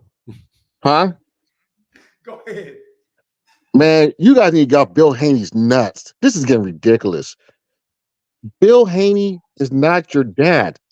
Bill Haney is not the sun that the earth revolves around. You guys not even, are you guys even Devin Haney fans or are you Bill Haney fans? This is getting ridiculous. You guys believe everything this man says. It's crazy. I that's all I gotta say. Man, this is more than a cult. This is sad. This is sad. That's all, man. Hey, Can I hey, just say something, Phantom? thank you, I'm big up dog. out of Willie. here, y'all. Salute. Phantom, You out of here? All right, brother. Get back, Tim Stout. Phantom, Yes, sir. I want to say something. Go ahead, I've, man. I've always believed this saying, believe half what you see and nothing you hear, unless it can be substantiated. So when people say shit and this, that's why hearsay and things like that doesn't mean anything. He said, she said, they said, I heard, doesn't mean nothing. It's just hypothetical. And Nothing. hypothetical could go forever without being substantiated to be fact. Just a waste of time. I agree. I agree with that, Echo. I think sometimes opinions and perspective is just that. It's not facts. And agreeing to disagree is not a crazy thing. You know what I'm saying? Sometimes when you're trying to figure things out, you know what I mean, you might entertain different things. You know what I mean? But at the end of the day, it means nothing. It should hold no weight for real. You're right. 100%. Hey, Dragon Assassins, brother. What is it? What's up, Brad? I want to. If you got something to say, go ahead and say Dragon Assassins. No, I was just freaking out. Everyone's been talking, man. I'm losing my train of thought because people frigging yeah. It's mad. It's mad how people like fanning out like over people like they don't even know. Like the way that went left, it was just crazy fanning. Like I don't even understand. Like the end of the day, yeah, like you said, if somebody's gonna slap a professional fighter, that professional fighter should be able to defend themselves. And now I understand back in your family and that's cool. If you're there and then, whatever happens, cool. If it's on site, it's on site. You back your family. But somebody's professional fighter, like my dad's taught me, like bare stuff, martial arts, boxing, and that. I'm not gonna run back to my dad and say to my dad, "Oh, this person's hit me. Can you come and fight?" You know what would happen to me? I'm not even gonna repeat it on here, but all I know, I'd have to go back and come back and tell my dad, "Yo, dad, I dealt with it." I couldn't go to my dad and say, "Dad, I know you do martial arts, dad, and boxing. Can you go?" Nope. Not in my household. No way. Exactly the same for me as well. When You I get got me, beat Echo? up when I was a kid, Same for me, man. Let me tell you a story, bro. Go ahead, man. Go ahead, when I man. was a kid, I got beat up in the street. My mom sent me to judo and I went boxing. That's how I started when I was 6 years old. She didn't tell me, she didn't go outside looking for the little kid or whatever. No, she sent me to judo and I did boxing as well. I did some martial arts and everything else. That's how I started, 6 years old. I've been doing combat since I was 6 because I got beat up. I didn't have anybody fight my battles for me. Man, please. That shit is crazy to me. It's your son. You focused on you put your son in the ring. And I'm not talking about Bill Haney because I didn't know I don't know if I heard it or not, but just God dog, man. You put your son in the ring and brag about how your son can beat up Gervonta Davis, can beat up Shakur Stevenson, can beat up Sabril Matias, can beat up any fighter, and they're all scared of him. But when Erickson Lubin puts his hands on your son, you want to go get a gun. That shit is crazy. That is crazy. You know, that's ego, that's ego. I didn't hear him say it, though. I didn't hear him say it, so I can't say that he said it or not. Just saying, if he did say that, then that's ego. That's not, he wouldn't do that. Echo, Yeah. you know how we do in the UK, bro. Like we're growing up, like it wasn't accessible to get them kind of weapons. You know what I mean? So we had to use our fists first. You know what I mean? Well, the city I'm in, there's lots of gangsters. I mean, the school I went to, there were murders, and I know some of the worst gangsters in the UK. I've been around them, but also I started in martial arts, boxing, and everything else. I've been doing that since I was 6.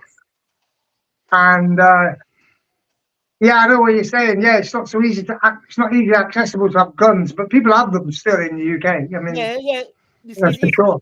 People have got them, but like I'm saying, it's like the way I'm saying is like when that happened, like back in the day, and you'd be fighting and all that, you'd have to use your fists, and that's like I say, luckily, fortunate for me, I grew up in martial arts. My dad, is trained under like Bruce Lee students and all that stuff. But nah, bro, I could not go. Who were the students your dad trained under? Because I trained under students as well. Yeah, Jesse Glover, who's passed away. Okay. In the States. In the States. Yeah, my dad went to the States. He went to the States. What, to Seattle? Yeah, in Seattle, and then he trained under Dan Anasanto as well. Okay, that would have been LA at the Torrance Academy, yeah? Yeah. So he taught me Cali sticks, Aikido, nunchucks. Okay. All that stuff. Yeah. But I'm well versed in that stuff. Let's move off this, man. Let's move off. Yeah. Conversation. Can I? Yeah. Hold on, no. Come on. Yeah, I wanted to tap you in have just something to say now? Yeah, I do. I do have something to say. You phenomenal. But then hold on a second, Woody. Me and you. Hold on a second. Woody. Hold that thought that you have. Yes, sir. Rollo sounds like a fake gangster in a movie. Kamal cooks every time. Salute to the show. F Rollo. Southpaw is a goat. Bill Haney is the king of all deceivers. My game. King is Devin is soft as a cake. I mean, honestly, man, that shit is super duper duper soft. But I'm not saying, I don't know if it happened or not, but God dog, that shit is just irks me to the core. See, this is more proof that Devin Haney fans will justify any nonsense that comes out of Bill's mouth. Rollo says some EITCH, ITH stuff to defend Bill. Man, that shit it's amazing to me, bro. But look, man, I got to get a couple people off this chat. So, so we can let some couple people on. Dragon Assassins, is that all you had? Or do you have something else? No, just keep up the good work, man. Like, don't let people. I appreciate you coming by. Make you lose your voice no more, man. And I'll listen into the show. Yeah, right. It's loose. Rollo loosened it up because that shit is bananas. Like, it's just bananas, bro. All right, bro. I'll get back with you, sir. Real Mulatto jumped up on. Hey, Real Mulatto, you have something you want to say real quick? Yeah. How you doing, Fanon? First off, how's everything? I'm well, and I see you, Mr. Bowles, Travaris Bowles. I see you. Yeah, I'm good, man. What's going on, brother? Well, I'm just thinking, like, what's next for Gervonta Davis? I don't know if they've announced any fight at all that you might know of. Because nothing's like set in stone that I know.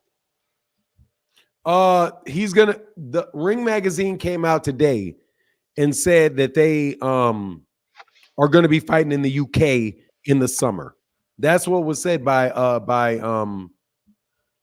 Ring Magazine, but that's the only thing that I know of. They haven't said who the opponent is. I think the opponent might be Frank Martin, but usually when they fight in the UK, it's usually a UK fighter that they fight. So if he winds up going to the UK and fighting a UK fighter, it's probably going to be at a big stadium, and people are going to call it a money grab, because usually I don't know if I don't recall, even though I guess somebody said that they did it in women's boxing, but usually it's a UK fighter. But that's what Ring said. I'll take it with a grain of salt, though. I hear you. Have you heard anything about what Errol Spence's next move might be? He wants to fight Terrence Crawford. He said, "Get out of your feelings. Let's make the fight with Terrence Crawford." So I think he's still on that. Okay. All right. Well, that's all I had. Thanks a lot for your hard work, Fanon. Appreciate you. Thank you, brother. Hey, man. Thanks for coming by, Real Mulatto. Okay. Hey, Sean, hey, Sean, thank you, brother. Said, I agree with Kamal about Sandor Martin. Yeah, Sandor Martin's a good fighter. I think Kamal's 100% right about that. Verbally slapping the dog piss out of, he said $25 holler from my guy, 49 Blum, said for verbally slapping the dog piss out of Rollo. Man, come on, Rollo. Come on, Rollo. Come on, Rollo. Trevarius Bowles, brother. Is there something you had on your mind real quick? Or is it a prolonged thing? Yeah, what's the conversation? If you don't know the conversation, brother, I gotta let you go. No. I'm saying I heard what y'all was talking about, but y'all was talking, different things. So I just wanted to, Is there a thought that you have, something specific you want to talk about? Yeah. I want to know why the hell Bill Haney do all the damn talking for his son. Why he don't shut the hell up and let Devin talk for himself. He wonder why the numbers are low. That's because he do all the damn woofing at the mouth. If you let his son did his own talking like a man, his son numbers will go up. But he stay out of the camera and let his daddy do all the woofing. That's what I don't get. Claymore, would you like to respond to that? I mean, dude, I don't like to speak for other men as much as people like to think I do. You know what I mean? If I'm talking about anything is about fights and making fights happen, what people do on the outside of that, trying to build it, you know what I mean? Those people got to speak for themselves. You know what I'm saying? And that's just how that goes. Why does he do that? I'm sure he's doing that because he's thinking that that's working in the interest of whatever he's trying to push as far as narratives, as far as making a fight, stirring the pot. Who knows? There's 100 different things it could be. But as far as the fights happening, you know what I mean? If you want to see a fight happen, two fighters have to get in the ring to do it, and they usually both have to be getting something that they want out of it. And that's where my perspective always comes from. It's always going to come from that. But I can't speak for no Bill Haney or nobody in the situation. I did want to, though, add to the conversation as far as, the violence and you know what I'm saying, Rollo and that whole conversation that happened. That was a real tense conversation, you know what I'm saying? And it was built on something really real because what's going on out here in these streets, it's crazy for real. And if you slap somebody today, especially in these neighborhoods, in the hood and everything like that, the response can become a very deadly thing. Dude, he slapped him in the Olympic. He slapped him in the Olympic training center, not in the streets, in a right outside of a boxing ring, in the Olympic training center. Well, Bill just said something about going to get a gun. In an Olympic training center. Situation. Right. That doesn't well, first of all, you'll never get me on the side. This is a sensitive topic for me because I've had friends there's no reason to pull no gun. But unfortunately, when you watch the news, we understand that Claymore, you're justifying this stuff, man. You're going to justify this. You're going to be slick about it. I'm not justifying that. You're going to justify it, bro. I'm speaking to it to say that it's. Listen, I'm not. I promise you I'm not. That's not even. I would never do that. What I'm saying is the reality of what's going on outside is sad because this happens every day. Man, it does not happen. It does not happen between professional boxers that have the ability to get in the ring and punch each other in the face. It does not happen between. I'm not talking about between Muhammad Ali got slapped in the face by Sonny Liston. He did not say, "Let me and my daddy go get a gun." Okay, if Errol Spence Jr. gets slapped by Terrence Crawford, it's just. Hey, I got to thin out this panel, brother. I got to thin out this panel. All right, bro. Hold on, man. I'm serious, man.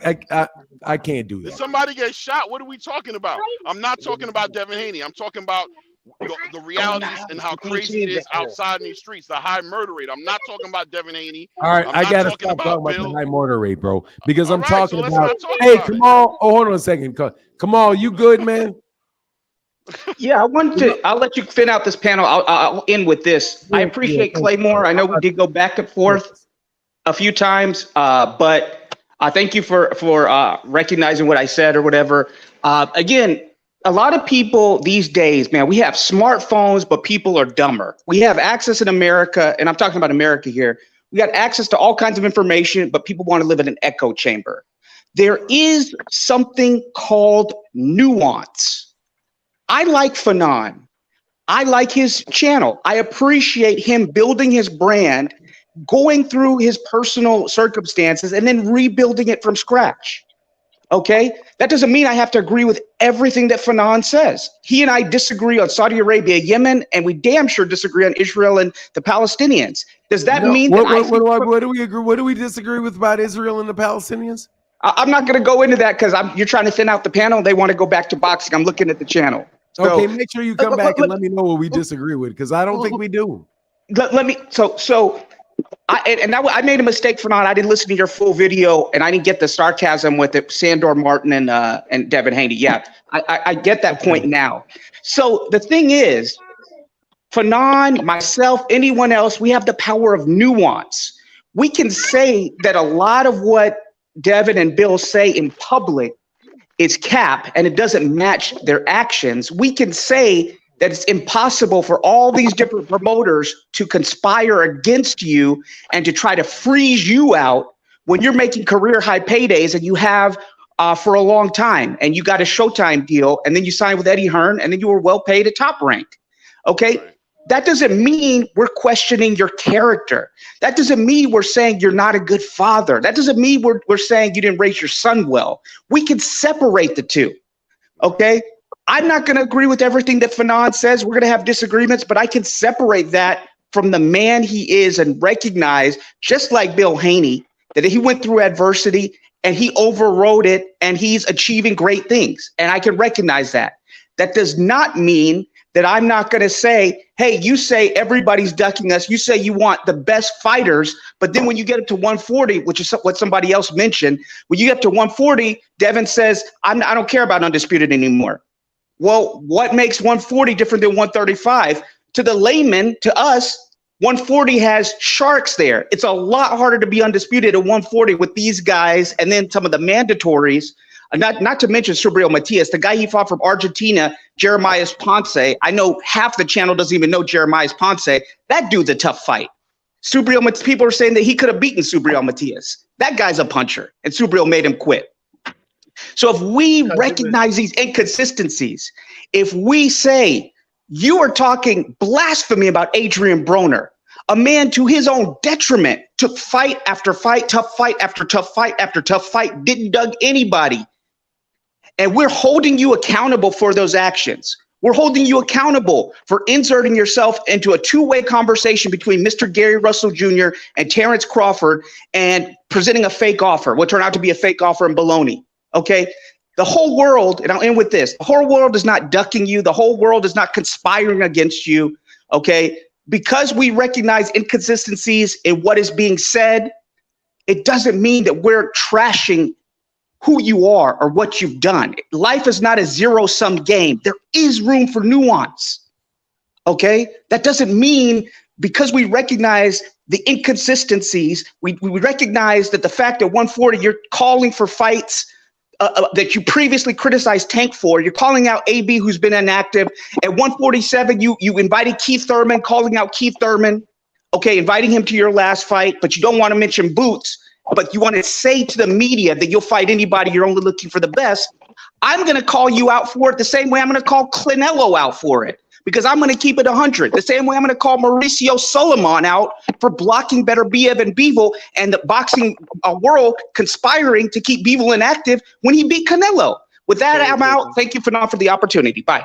Hey, man, come on. Any and every time, brother. That was good. Any and every time, brother. Thank you very much. Hold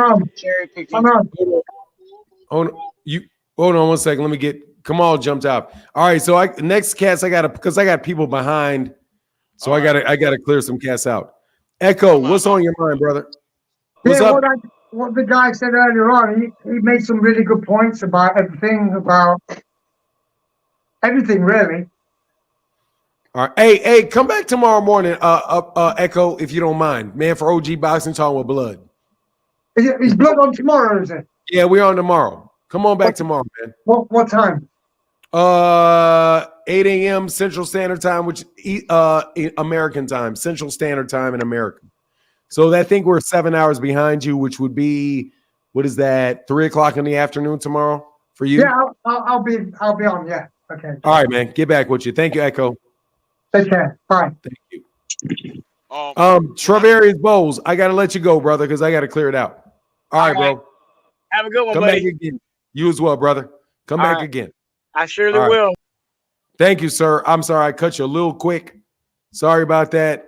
Big Dre, what's going on, man? Hey, good morning, Fanon. What's going on? I How can't we doing complain. today? What's on your mind, real quick? Man, first of all, get better. Your voice is sounding better now that you had to go at Rollo.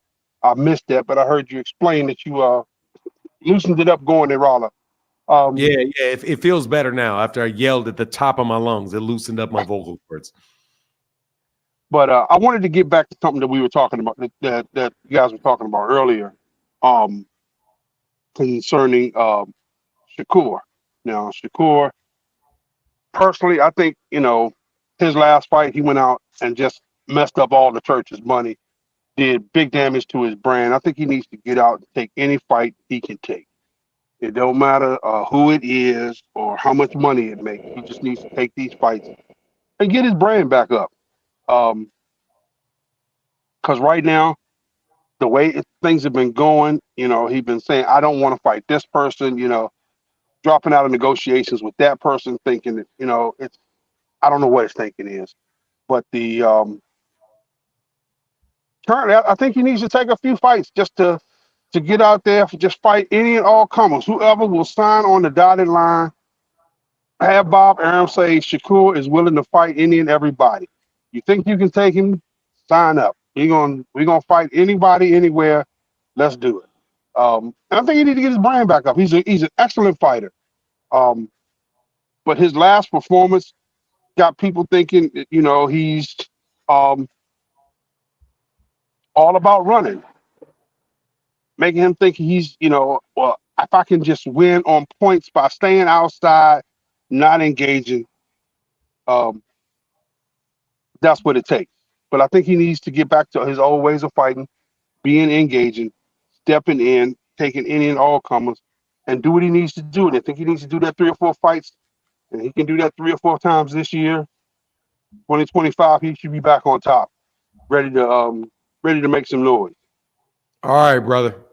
That's all I got. So you guys have a good day. I'm gonna still keep on listening, but I wanted to get that off my chest because it's been bothering me for a while. All right, brother. For sure. Thank you, sir. All right. Claymore, good day, man. Yeah, you as well, man. Thank you, sir. All right. All right, man. Yeah, I got to thin out this panel a little bit. Much respect to everybody on it. All right, so we got Kamal. I'm sorry, Claymore, and we got Frequent Flyer. Uh-oh. I mean, but the Claymore, my thing is you don't have anything you want to talk about. Nah, man. Listen, man. The subject I wanted to tap in on the topic of Haney and all that, but you guys went into like this. It went deep, man. I ain't gonna lie, it kind of strapped me. The Rollo thing was very like emotional. It was deep. I was just like, man, that's not emotional. He's just fucking capping for Devin, and that's bullshit. That's nothing capping. There's nothing emotional about that. Hold on, man. Let me be really clear. Let me say this. There's no two sides to that. No, there's no two sides to that. For sure, there isn't. There is absolutely no two sides to that. Man, there isn't, man. That's a fact. It's just it's a tragedy. It's messed up. It's the mentality. It's not a tragedy. He's talking shit. It's crazy. Just period. I mean, grown men with kids. He doesn't mean a word coming out of his mouth. Just like he doesn't believe what he's saying about a whole bunch of stuff he talks to me about. I don't want to hear. I mean, God, for real, man. I only got so many hours in a day, man, and so many years left in my life. I don't want to sit here and talk about stuff where people don't really have a point. And people are just saying stuff to defend somebody no matter what. Because I never heard Bill Haney. I still have not heard Bill Haney say anything. I haven't heard what he said or didn't say. But there is no justification. No. If somebody is threatening to go get a gun from somebody because they slapped their son. Right. There's just no two ways about it, the way that I see it. And it's just, it's just nothing. So let's leave that alone because that shit is absolutely ridiculous. Now, Freaking Flyer, do you have something to say of benefit? Otherwise, I'm going to run the rest of the show because my voice is perfectly fine. Yeah, I think that, first of all, that what you were talking about, I think that whole thing was taken out of context because I think he was saying that had something like that happened back in those days, when they're talking about it happened, he's saying he thinks somebody would have got smoked or whatever he Back in those said. days, how long could it have been ago? Well, you said that was when they were in the Olympic trials. Oh, didn't you? you're telling me that he took. I'm taking it out of context. So you got to tell me what the context was. I just When told was you. I just told you it? because Was you. within the last? If it was you within the last 54 years, that is some stupid shit. If it's within the last 54 years, well, I think it's fair to say that they were in a different position. goodbye. I'm I'm about to All go right, too, bro. man. If we ain't I'll talking holler about back at boxing, you, man. man. All right, All right, man. peace. All right, I'm not doing any of that. Okay, I'm now clear. I'm not doing any of that.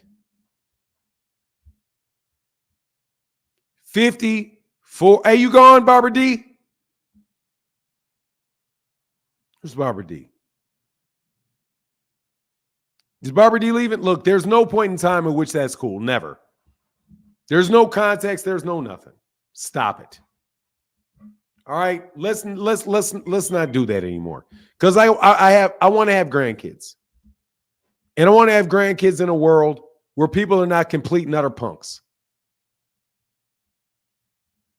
Yes, you did. Because, dude, look, man, freaking flyer, you're gonna come around, and you're gonna try to defend it. You're gonna try to explain it. You're trying to say back in the day that would have happened. No, it would not have happened back in the day. Back in the day, somebody would have said to their daddy would have said to them, somebody slapped you in the mouth. What'd you do about it? What do you do about it? Not, oh, let me go do something about it. What did you do about it? Man, stop. So anyway, man, look, I'm not doing that anymore because that's not even boxing talk. That's just get out of here, get out of my face type stuff. My son has been in fights. I would never go fight for my son unless I'm right there and there's more than two people. What's up, Mill City? I'm not, dog. Man, stop it. Man, stop it. Just stop it. The whole purpose of boxing is hand. What does Errol Spence Sr.'s dad look like? Man, stop that. Man, T. Orlando, stop it. Stop it. It's not time to troll. Stop it. I'm not saying Bill and Devin Haney are wrong. I don't even know what happened. I don't even know what he said. If you know me, you know full well, I'm not going to judge until I actually hear what he had to say.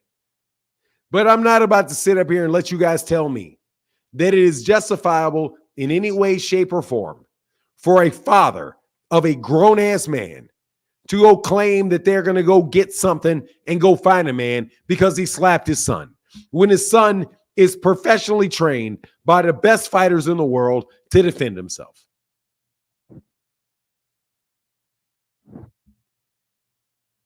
I'm not telling you that Devin needed to slap him back. I'm not saying that Devin needs to have fought him. I'm not saying any of that. I'm just saying why you need to. I can't do it. I don't have any respect for this, bro. I'm sorry. I just don't have any respect for that. And it could be my own son, bro. It could be my daughter. Only person that I'm saying that it ain't going to be for, I'm sorry, not my daughter. You put your hands on my daughter, I'm going to do something to you. You put your hand on my wife, I'm going to do something to you. If you put your hands on my mother, I'm going to do something to you. Not my brother, not my father, not my son. Because all of them are men. And my father, and I've been in more fights than I can count. And I have never heard my father talk about what he was going to go do to somebody that put their hands on me.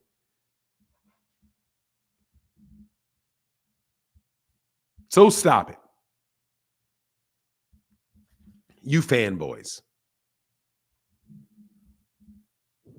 Anyway, the next one is Gervonta Davis making global moves. I don't like the fight in the UK. How much older is Erickson Lubin than Devin Haney? I don't even know. Kyle said his super chat's not going to get read. Yes, it will. Kyle says, will he sell out because the UK love boxing or because we want to see Tank? What will you attribute the sellout to? Both. The answer to that is both. But I like how you predict that he's going to sell out. But I would attribute it to both. UK fights sell out a lot. And they're going to want to see Gervonta Davis fight. So both. LO Music said, peace, Fanon. Don't let these people make you yell at them. They're like children. Your talking points are stated clearly and can be proven. Thank you, brother. Raise your hand if you're raised by a millionaire. Me. I have been. I was. My father was not a millionaire when he raised me, but he became one. So, yes, I would say that I was raised by somebody that became a millionaire. Big Dog Willie said, Bill Haney talks shit about fighters all the time. I mean, this shit's crazy. GM said, ask Rollo why he ain't shoot Ali then. Hey, Rollo, why you ain't shoot Ali? Don't answer. Dragon Assassin's official. Southpaw, Fanon, Knockout, Upper Echelon, Deem are the coldest representing boxing media. Hey, I appreciate you, brother. I'm not the boxing media, though. Rollo sounds like a fan. Oh, I got that, brother. Thank you, Fight Game. Keith Nolan says, see, this is more proof that Devin Haney fans will justify nonsense that comes out of Bill Haney's mouth. I didn't hear him say it. I'm just listening to what other people are saying. Rollo says some shit just to defend Bill. Kamal Oz says, we were right about Crawford's market value not being what his team and Bud Buddies thought. Terrence tried to sun Thurman and Keith said, watch this, without a doubt. And my guy, LeVar, said, who's fighting tonight? Any good fights? Yes. Jaime Munguia is fighting John Ryder tonight. Rollo, how can I help you? Come on, man. You know I ain't said get no gun when somebody slapped me. I don't want to talk about that subject anymore. Yeah, is there anything you want to talk about besides that? I do, man, but I feel like you put a bad perception anything out there other on than me that. for now. Anything, let me clear it up. Anything other than that. I'm not going backwards. I'm not talking about that anymore. Anything other than that. It's crazy, man. It's crazy for now. Anything other than that. So you don't let me clear my name? I didn't say that. Your name is not sullied. I will talk about anything other than that. So let me speak to the kids, because you know I deal in the boxing gym with the kids, and you know this. Dude, you know, I don't want to talk about anything. You know I got kids. I don't want to talk. Then go talk to them. If someone assaults, go talk to them. If you got kids in the gym, then they're in your gym, and you go talk to them. I don't want to talk about this anymore. Okay. I just say this: we non-violence. You know what I mean? We don't support gun violence over here. Awesome. I like that. Non-violence. Non-violence. Thank you. Other than putting your hands on somebody, non-violence. 100%. Now, they talking about that happened some years ago when the guys. Dog, you're talking about it. And I said, I don't want to talk about it. I will. Okay, we'll be talking about boxing then. Anything you want to talk about other than the subject of Bill Haney and Erickson Lubin. So what's this about Devontae going over to the UK to fight Frank Martin? You like that? I don't know if he's going to fight Frank Martin or not, but Ring Magazine said that in the summer that they are looking at having him fight in the UK. That's what Ring Magazine reported. Do you like it, fighter? What's your opinion? I don't know what fight it is, honestly. Do I like him going to the UK? You said what? I said I don't know what fight it is. I think it could be Frank Martin, but I don't know for sure.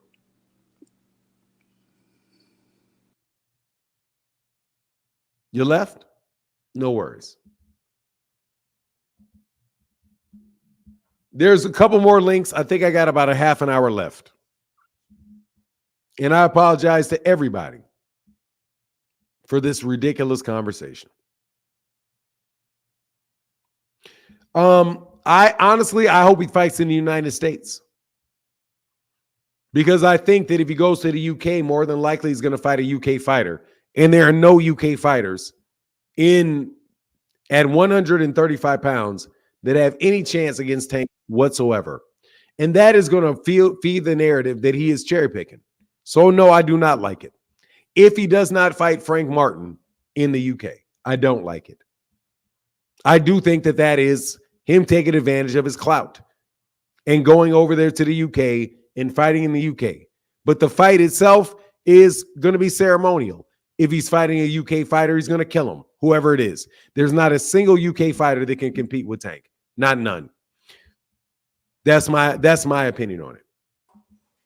Yes, Rollo. My bad. I had to call.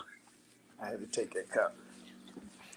So I missed. So you don't like the Frank Martin fight? I don't. Let me be very clear. I don't know what. I like the Frank Martin fight a lot. Oh, yeah. If he fights Frank Martin in the UK, or if he fights Rollo Valenzuela in the UK, or he fights Edwin De Los Santos or Raymond Moratala in the UK, I'll take all of those fights. I don't have a problem with him. If he goes to the UK and he beats up Liam Cheeseman, I'm not going to like the fight because there's no UK fighter. There's no UK that can compete with Tank at 135 pounds. It's a slaughter for any of them. And I don't even think there's a UK fighter in the top 10 of the WBA. So no, if he goes to fight Liam Cheeseman, and I'm just making up the name Liam Cheeseman, if he pulls out Luke Campbell out of retirement, or he fights, I don't know, Josh Warrington, who moves up to 135 pounds, I will not like the fight. I'll buy the fight. Oh, Maxie Hughes, there's Maxie Hughes. If he fights Maxie Hughes, I'll take a Maxie Hughes fight. Because Maxie Hughes, I think, beat George Gamboa. So maybe there is Yuriokis Gamboa. You think that fight in the UK is bigger than one in Saudi? Than having one in Saudi? Which one you think would be bigger? In what regard? If Tank went to fight in Saudi Arabia, his next fight. I don't know, because Saudi Arabia didn't say they wanted him. That wasn't the question. I know. I'm answering the question. No, that is the question. That you said. What do you think the fight would be bigger at? And I say, I don't know. I don't know how many more people will watch it. The UK, easy. You think so? Easily. Way more people will watch that fight in the UK than watching in Saudi. Easily. Way more. Way more. They may have 50,000 people in the venue for him in the UK. I don't mean it'll be bigger because you know Saudi's gonna have another big. So you got to tell me what you mean by bigger. As far as pay-per-views, as far as pay-per-views, I think it'll be the same. I don't think the sad worry about. Sir, the only way that it will be bigger in Saudi Arabia is if somebody in Saudi Arabia gives them a ton of upfront money to take the fight. Other than that, in pay-per-views, it will be bigger in the UK, and in people that watch it, it will be bigger in the UK. Both. The only way that it will be bigger, the only thing that could possibly be bigger in the UK, in Saudi than the UK, is if somebody says, I'm going to give Gervonta Davis $30 million. Is that what y'all asking for now, 30 mil? I'm saying that's the only way that it will be bigger. If Saudi Arabia just decides to pay the money to bring him there. But if you're talking about pay-per-view buys, no, it will not be any bigger because people in Saudi Arabia aren't buying the pay-per-views. People in the United States are buying the pay-per-views. People in the UK are buying the same pay-per-views. So what difference would it make if for pay-per-views that he fought in Saudi Arabia? None.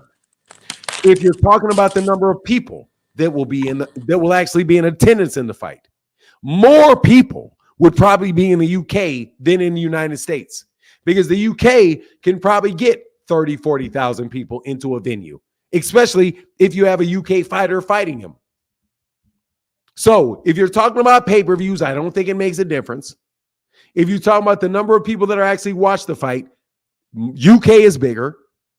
If you're talking about the money generated from the fight, it's probably the United States. If you're talking about money that can be thrown at it, I don't know how much the UK is, how much Saudi Arabia is willing to pay, because they didn't express any interest. Yeah, but is the UK gonna have big names on there though? See, if it go to the UK, it's gonna be Gervonta and a bunch of prospects. Gervonta's the big name, right? But if it go to Saudi, it's gonna be hold on.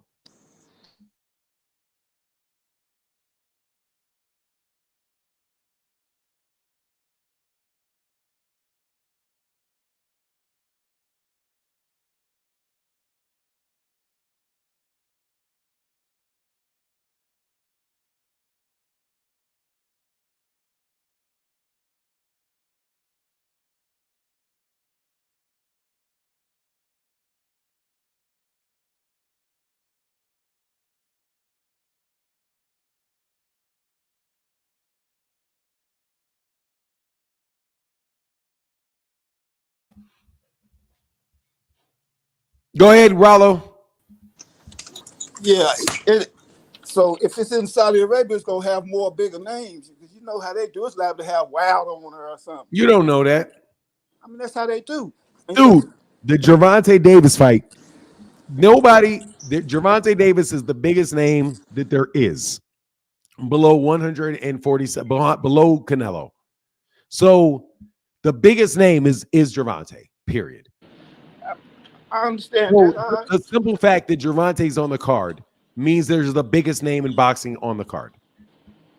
Gervonta does not need to have a conglomerate of people underneath him. Nah, I don't agree with that for now. Yeah. Okay, thank you for not agreeing with it. But anyway, you asked me what I thought, and I said you said the biggest fight. The biggest fight, if you're asking about the money, the biggest fight for Gervonta Davis is probably in Vegas. If you're talking about the number of people, then it's going to be in the UK. And if you're talking about pay-per-view, it doesn't make a difference. That's my answer to the question. I think Saudi will put on the best night of boxing, especially if Tank's on there. Like I said, we liable to get a Wild on there. Tank is the best night of boxing, bro. We liable to get a Jared Anderson on the same card. No, you're not.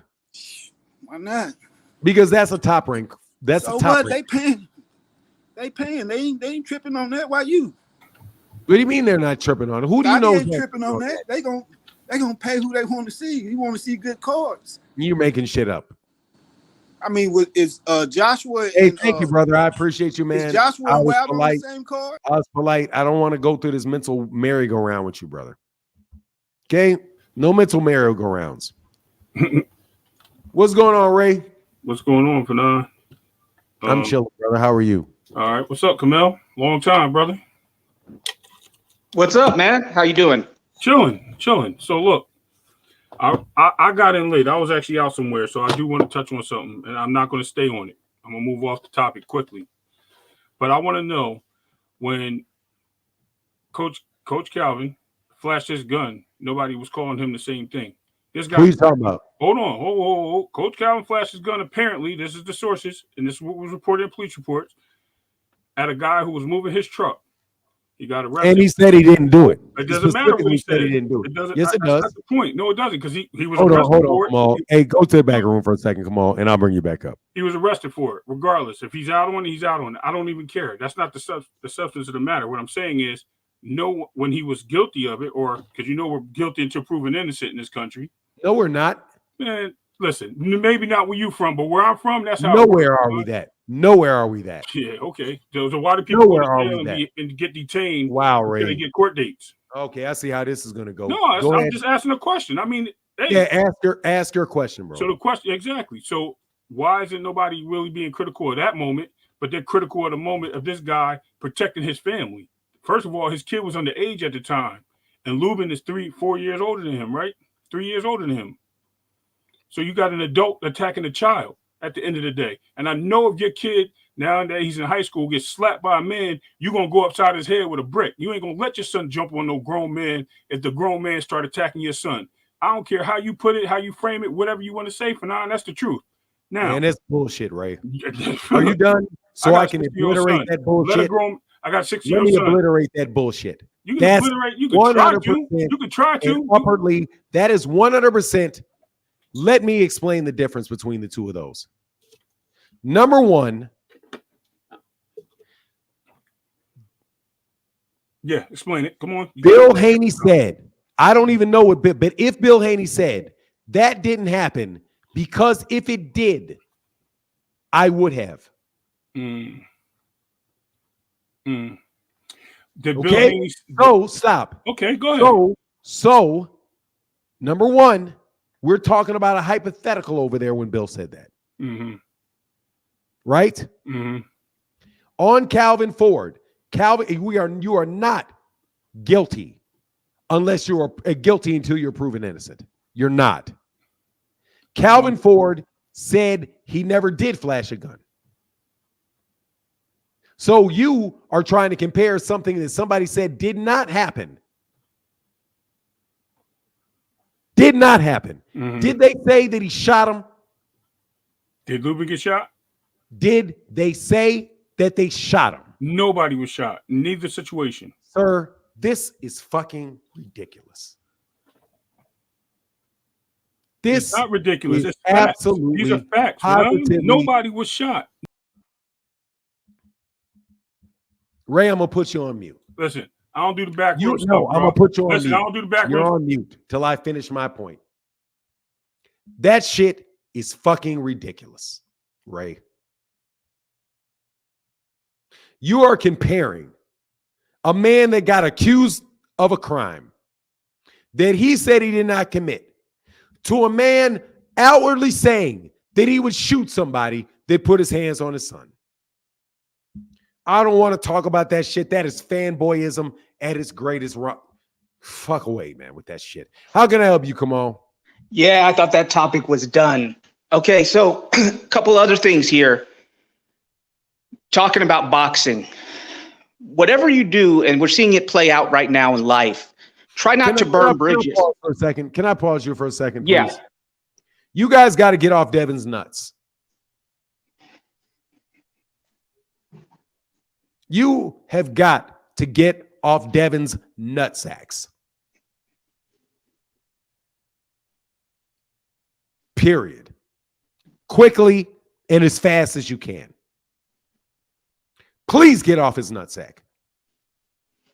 I swear, I have never in my life heard people defend anything that ridiculous. I didn't think we could get any more ridiculous than defending somebody being a mandatory when they weren't, somebody being available to fight when they're not. But now you are literally defending Bill Haney, if it's true that he did it, saying that he would have tried to kill Erickson Lubin for having slapped and taken the shoes of his son. There ain't no two sides to that. That is bullshit. My God, get off his nuts. God dog.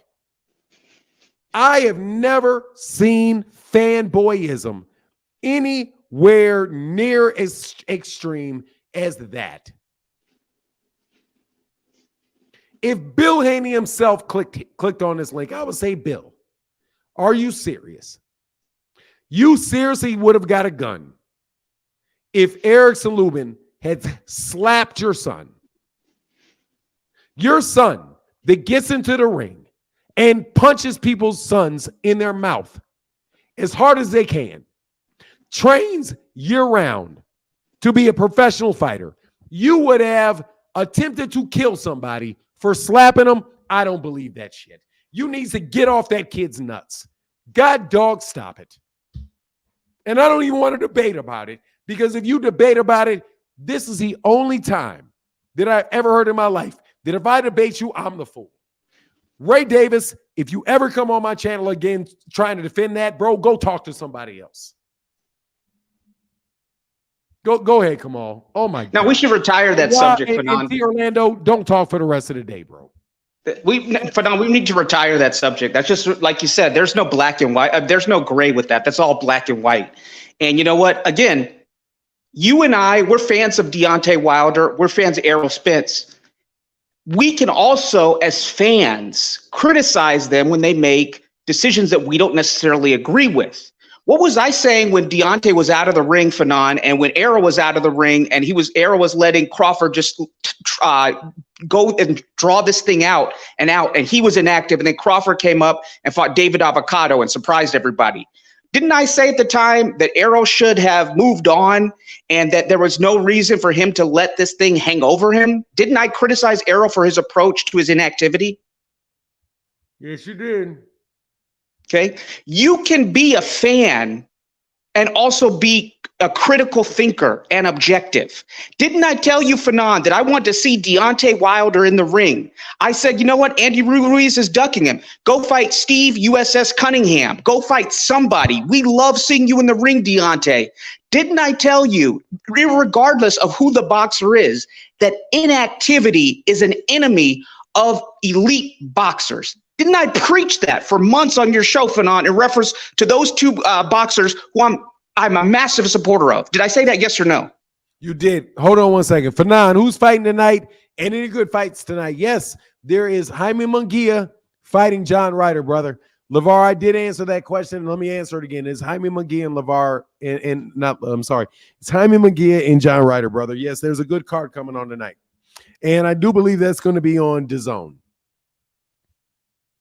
Go ahead, brother. So you can be a mega fan like Fanon and I are of Wilder and Spence and still be objective and say, hey, I differ in this approach. And we saw the results of what Fanon and I were saying for months play out in the ring. Okay? We saw what happened with Wilder's inactivity when he fought Joseph Parker. We saw what happened with Errol, and he was trying to please the fans. We went over that ad nauseum. So you guys who are Haney fans or whoever, Shakur fans, you guys got to be objective, period.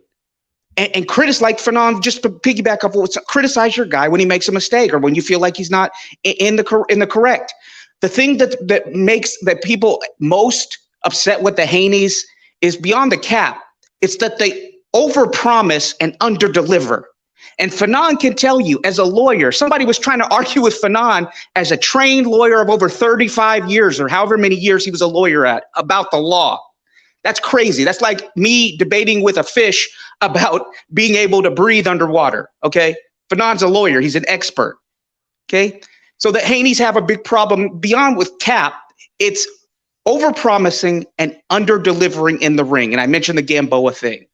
So, and irregardless what you do, you don't want to burn bridges. So when I talked about Crawford, and I said months ago, I said people are still mistaking Crawford beating Errol Spence as being a commercial smashing a commercial success, that he would be the Floyd Mayweather after beating Oscar De La Hoya. Sorry, brain froze there for a second. No worry, you good, brother.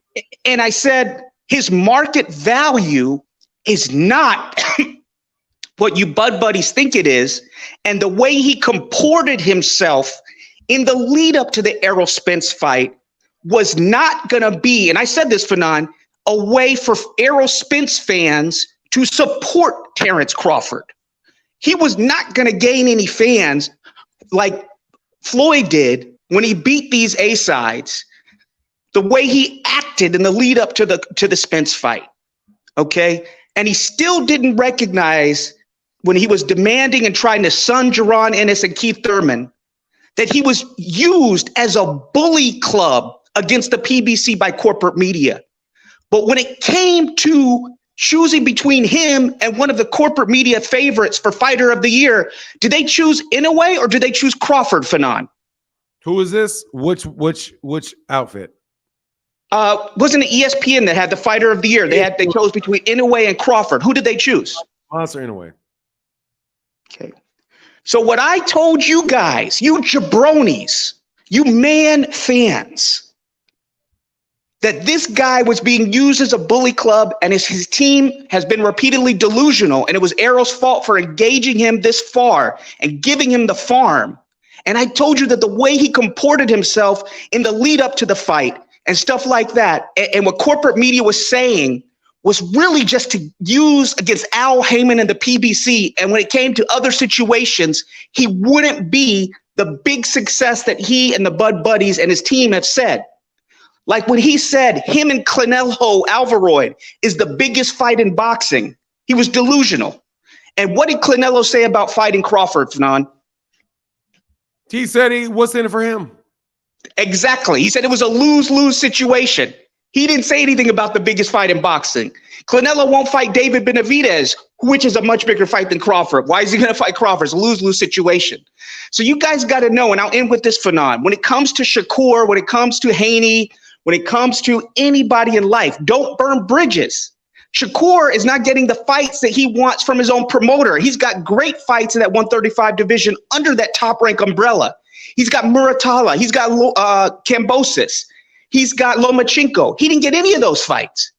Now he's out there in the media talking about fighting PBC fighters after he comported himself and behaved in a way that made Al Heyman and Steven Espinoza say, why would I want to do business with you freely, Fanon? He's saying, I think there was an interview where he's talked about fighting Subriel Matias. He talked about fighting numerous PBC fighters. Where's the motivation that Al Heyman, Espinoza, and the PBC have to work with a guy that was whining and complaining on Twitter about not being in the post-fight photo for PBC for Crawford and Spence? There is no motivation, in other words. So you guys don't burn bridges, because people realize when you don't think they're looking and listening, they realize things.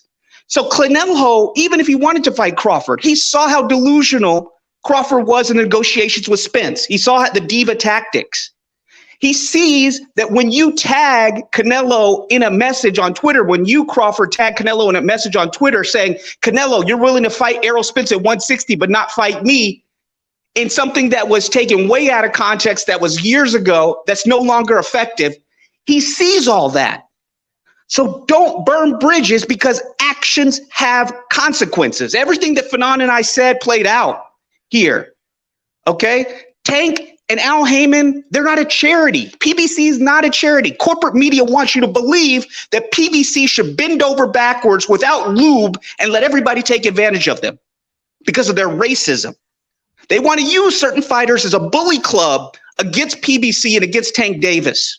But when it comes to those same fighters in their promoters, those promoters that they like, that corporate media likes, when it comes to recognizing those fighters, when it comes to putting the money behind those fighters, when PBC is not the other side of the corner, they don't support them, they don't recognize them, and they're not getting those fights. And Al Heyman and PBC and all those people that work with them didn't get where they are by being the Salvation Army or the United Nations or the Welfare Agency.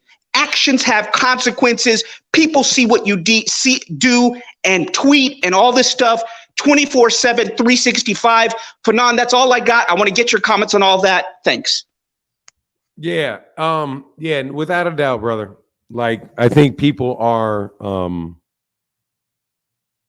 I don't think a lot of people really understand business and how it works. And that's regardless of whether or not it's boxing or something else. The fact of the matter is that people care about how you do business, and they want to do business with people that they like.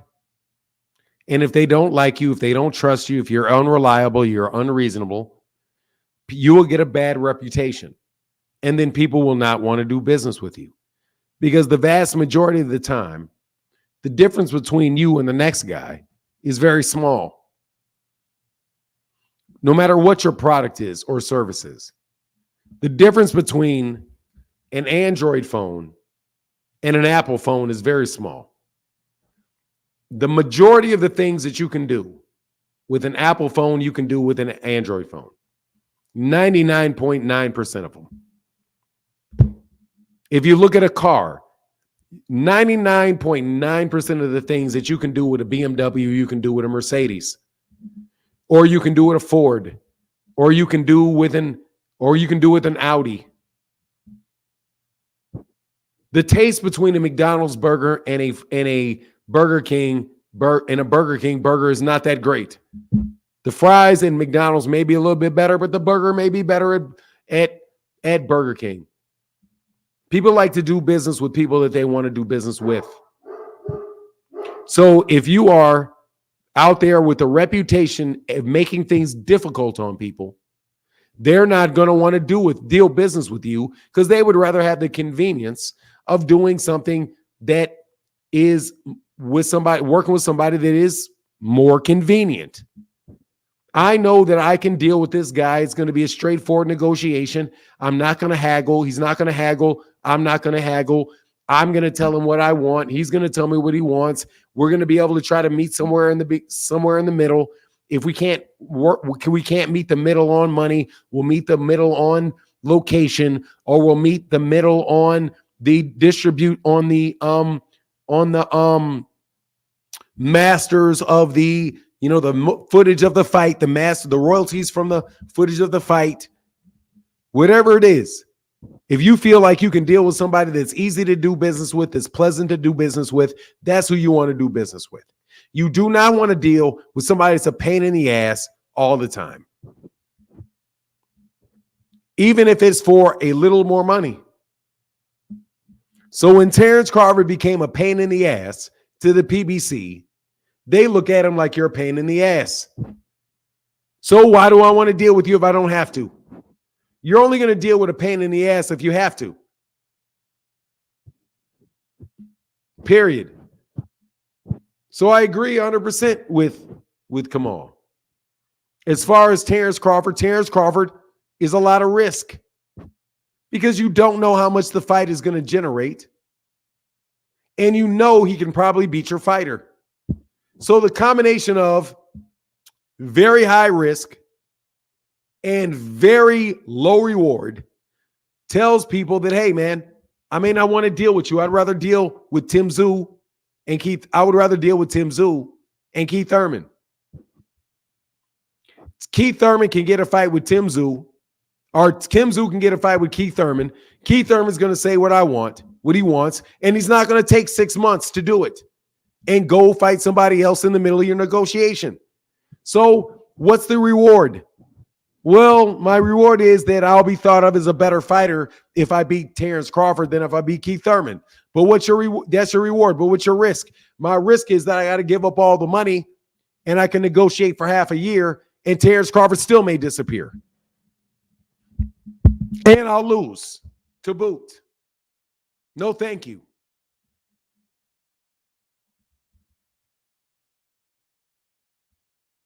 There you go. Same thing goes with Gervonta Davis and anybody else. Devin Haney, for his example, it understands that fully well. That's why he signs multi-fight deals. Well, what's my risk if I stay with the PBC? I'm not going to get a lot of fight dates, and I'm going to have to fight Godzilla every fight out. What do I do if I go to the zone? I'm going to get big guarantees, and I can pick my opponent. There you go. They're going to want me to fight 5 times, so I'm going to get all 5 of those checks.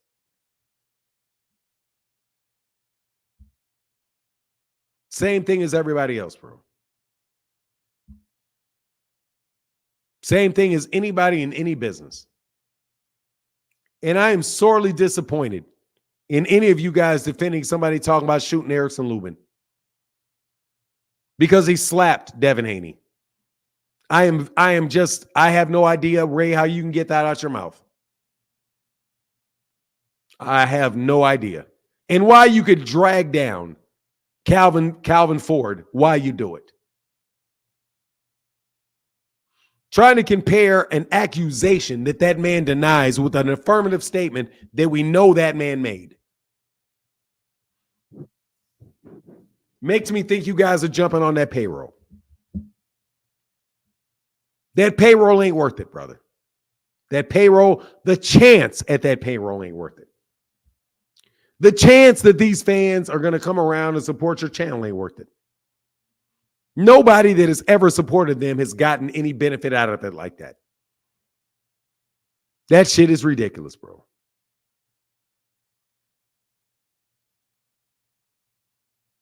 It ain't even worth it. It's not even worth it. From a YouTube standpoint, it's not worth it. All you're going to do is sully yourself. And then when Devin's not fighting, you think Gervonta Davis fans are going to support you? Errol Spence fans are going to support you? No, they're not. Because they're going to listen to that and be like, what are they on? That shit's ridiculous. And I disagree with Kamal Oz. I took 6 months off and I didn't miss a beat. I didn't rebuild anything. Nobody unsubscribed, and people waited for 6 months for me to come back. And honestly, some of my biggest videos that I ever did were people rewatching videos that I did during the break.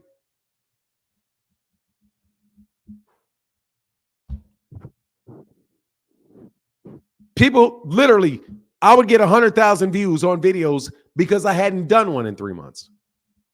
They would go back and watch them because I had a choice, and the choice was presented to me. Should I say what I believe and give people my honest opinion, or should I tell people what I know is not true? And I decided to tell people what I really believed. You young YouTube channels, they want to, and I know you want to start a YouTube channel. I know you do. I know y'all do. I can tell how you act because I was in the same place as you are. And I've seen other people that wanted to grow channels doing the same thing. 99% of them fail. Most of the boxing YouTube channels that follow behind a fighter and start doing videos to compliment them and only talk about it from their perspective and defend them no matter what, fail. And what do I mean by fail? They fail to ever have any substantial growth. Most of them never go anywhere. And every one of them that did it, even if they got to a certain size, dropped off when they did it. It's not worth it. It's not worth it. But go ahead and do it because that makes it all the easier for me. Go ahead and do it because I hope you all do it. I hope you all find a bandwagon and jump on it, please. That means I don't have to compete with you. That means I'm going to be able to wax your ass anytime you want to talk to me. That makes my debates that much easier. You give me plenty of content that I can destroy anytime you come near me. No worries, be that guy. I hope you all are that guy.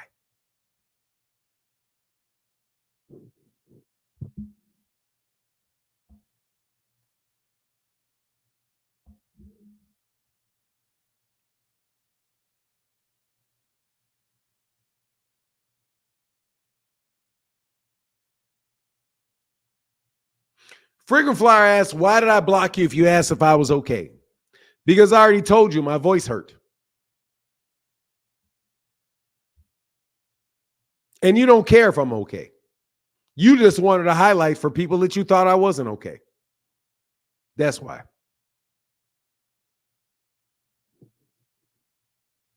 Because you're trying to push my button. And you were trying to imply to other people that I wasn't okay. That's why. Your fake sympathy, you can shove it. There was nothing wrong with me at all. My voice was hoarse. And I didn't want, and I, at the time, I had a hard time even letting a word out.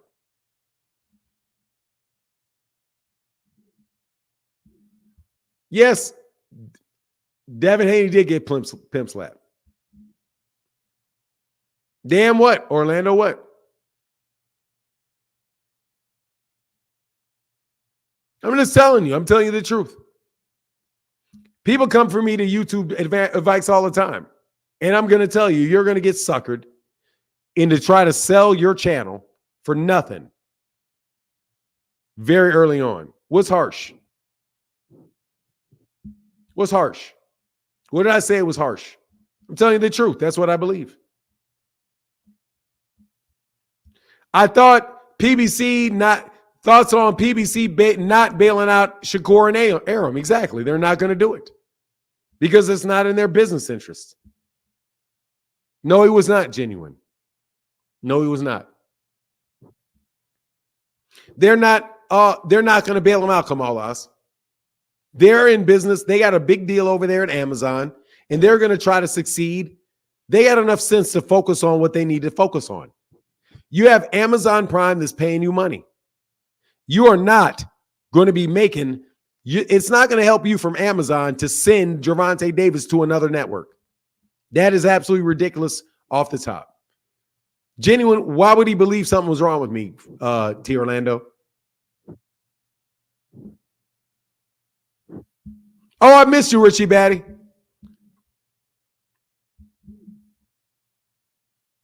I've been a troll from I've been called a troll from MFs like Frequent Flyer. These dudes come on this podcast, talk every day on Tank and Claymore, keep my uncle name out their mouth. Thank you, Richard Batty. I appreciate you, brother.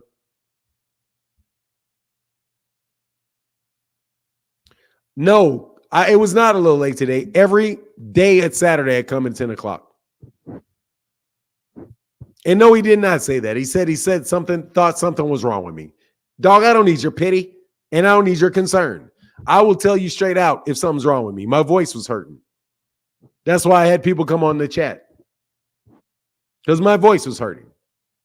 There you go.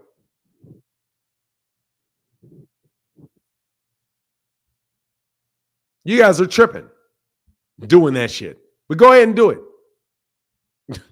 Go ahead and do it. I've been on YouTube for 7 years. I've been paying attention to YouTube for over a decade. You go do that. There's not a single solitary channel that has grown in any significance doing that. Because most boxing fans know exactly what you're doing, and you're going to start saying things that do not make sense. Like comparing somebody accusing Calvin Ford of flashing a gun with somebody threatening to kill somebody.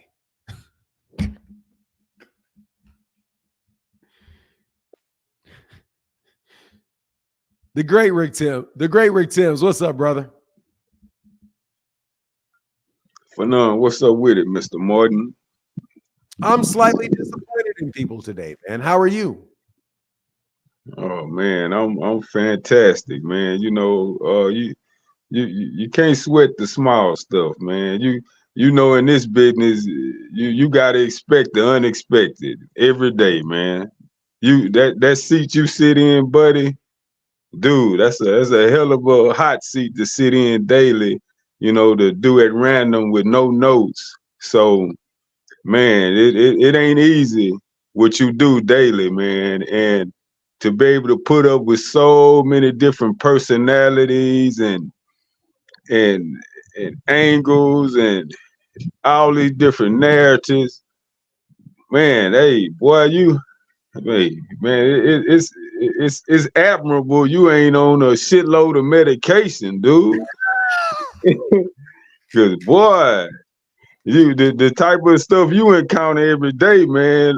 Us folk out here in the audience witnessing is some hell of a things to witness daily. I just say that, and I jumped up quickly to get a quick synopsis of, because I missed the memo. Did someone leak, verbally mention about this Dev getting slapped stuff? Let me tell you. Hey, first of all, Michael Sanders, I saw you. So don't go running off. I know you got some shit you're gonna try, and we can end the day with you, Michael Sanders. But let me tell you what happened. So Moses, what's God dog? Wally Moses who was the trainer for Shakur Stevenson, and I believe his grandfather as well, said that Devin got slapped in the mouth at the Olympic Training Center by Erickson Lubin because he was talking shit. And then so Erickson Lubin smacked him in the mouth, and he stole it, and he took his shoes, took his boxing shoes from him, and Devin didn't do nothing about it. So Wally Moses said, first of all, Devin's not going to be at 150 and not to be at 140 pounds anymore, but he ain't going to move too far up in weight, because if he was, he would be going for Erickson Lubin, who slapped him and took his shoes. So Devin said it wasn't true. And then I did not hear this. Okay, so I have to be very clear that I did not hear this. But Southpaw TV came on, so you know that's always going to be controversial. So Southpaw came on and said that Bill Haney said that if that had happened, if Erickson Lubin had slapped Devin Haney, that Bill Haney would have got a gun and he would have shot him. That's what they are talking about. So I said to myself, I said to people here, first of all, I don't know if that's really what happened. I don't know that that's what's said. I don't. I'm going off what people are telling me. But I said that Devin Haney is a professional fighter who is trained with his hands and on a regular basis, at least 2 times a year, punches people in their face for a living. Mm-hmm. Why would you need to go get a gun because somebody slapped him?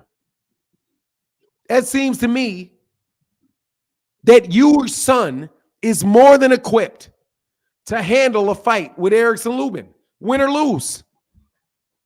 He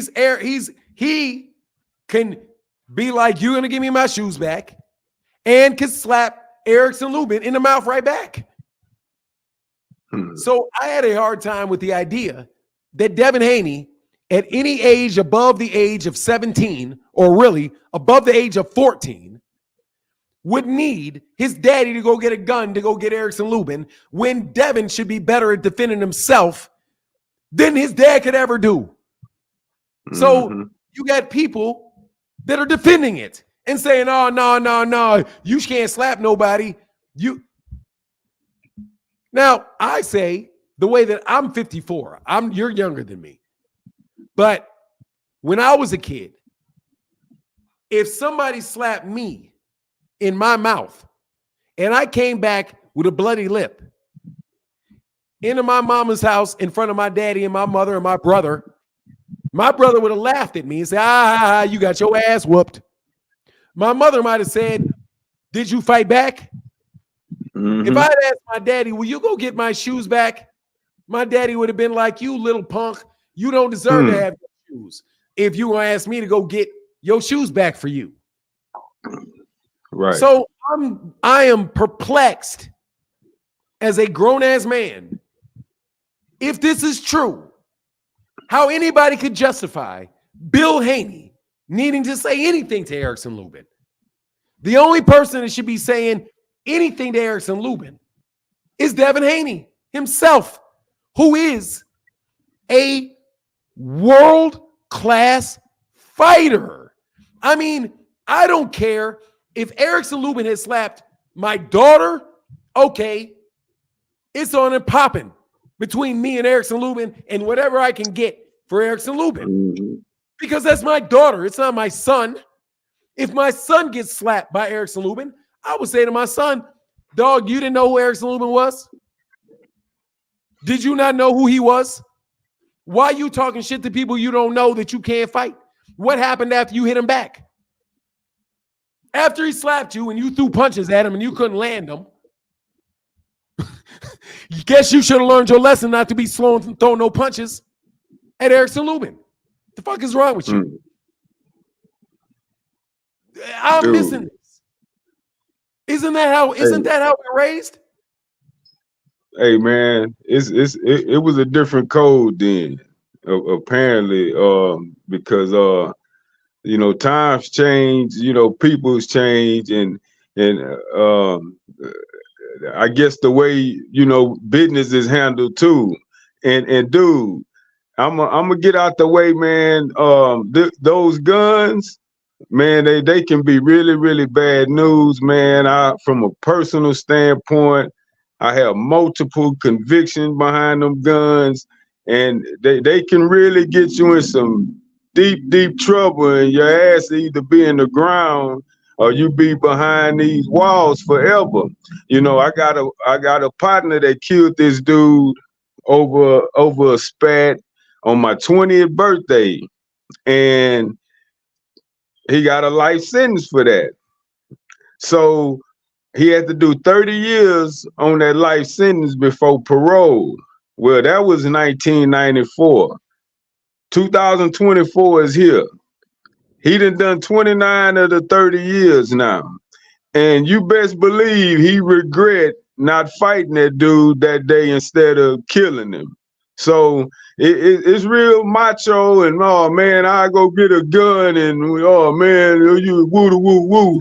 Well, when your ass sitting behind that wall for 30 years, living with other men and no women, no vagina, no money, and no privileges, it ain't so macho then. So, bro, man, let's keep the peace, dog. I'm gonna get out the way, for none. No, let me talk to you for a second, man, because that's more important. First of all, make sure y'all click that link for Mill City Boxing and go check out that interview of Bill and Willie Moses. Definitely go check out Mill City Boxing, because Mill City Boxing was the one that originally did the interview. Mill City Boxing, one of the best in the game. Always feel really blessed that Mill City Boxing comes through. Shout out to my brother from another mother, Will's Mill City Boxing.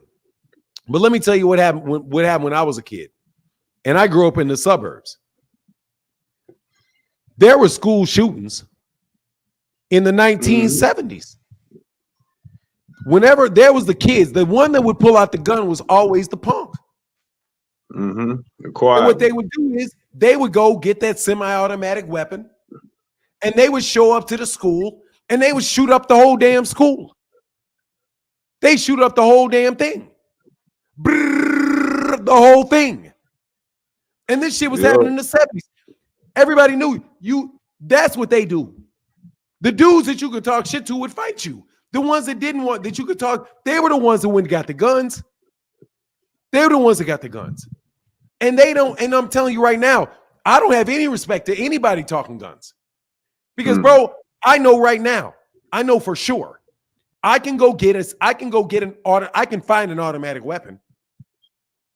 And if I find an automatic weapon and I find you anywhere, you're dead. Period.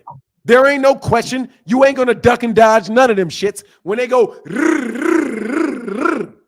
on you. The only question is, are you crazy enough to do it? That's it. Are you crazy and scared enough? Now watch. Are you crazy and scared enough to do it? You got to be scared to do that. You got to be scared. So I don't respect anybody that's talking about what they're going to go get. Now, when you say you're going to go get it, I'm leaving.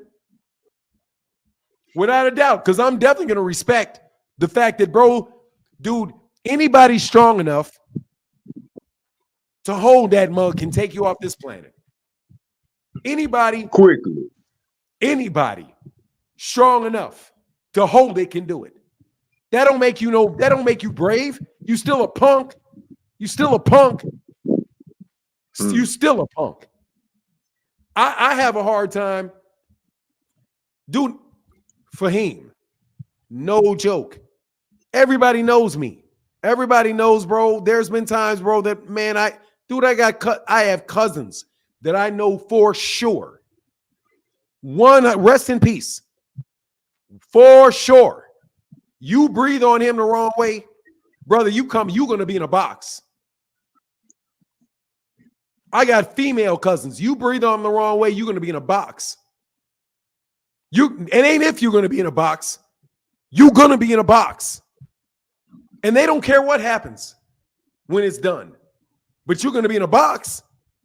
You put your hands on me, you're going to be in a box. What? You think I'm going to let you punch me? You're going to be in a box. So what difference does it make to me? What respect do I have for somebody that can just brag about they're going to try to go get some metal to throw at you? Anybody can do that, bro. Anybody can do that. It takes somebody exceptional to say, let's go. And you get punched in the mouth, you get your swollen lip, you get your swollen eye, your wrists hurt, your shoulders hurt. The next day you feeling it. But you got your ass whooped and you get up and you be like, you know what? Hey, man, I'll see you tomorrow. Shit, I got my ass whooped. That's the purpose of boxing. I mean, that's what boxing's about. Boxing is about that exactly. If you were learning how to fight just so that you could put somebody in a box, you would never waste your time with gloves. That's a waste of time. You be taking sniping lessons. You say the next day, and you lucky you live to get to see that next day. You're alive and you're free. I mean, some of them don't make it to that next day, you know. So, man, hey, dog, that gun stuff ain't it, man, because you carry it long enough, and when you're irrationally minded, you're going to use it in a very, very intense situation when you shouldn't, and you're going to be regretting it, beating your head against that wall forever. So, man, and look, it's too many people out here that disregard punishment, that don't give a damn about consequences, and that will put your ass in that ground and won't give a damn about doing that time. So it ain't even worth it, man. It's not, dog. They got people, and I'm telling you straight from people I'm related to, bro. I'm telling you, if certain people that I'm related to say what they gonna do, they gonna do it. If they say, I'm taking you up off this mug, you better get your ass in a car and leave the fucking state. You better get in that car and leave that state.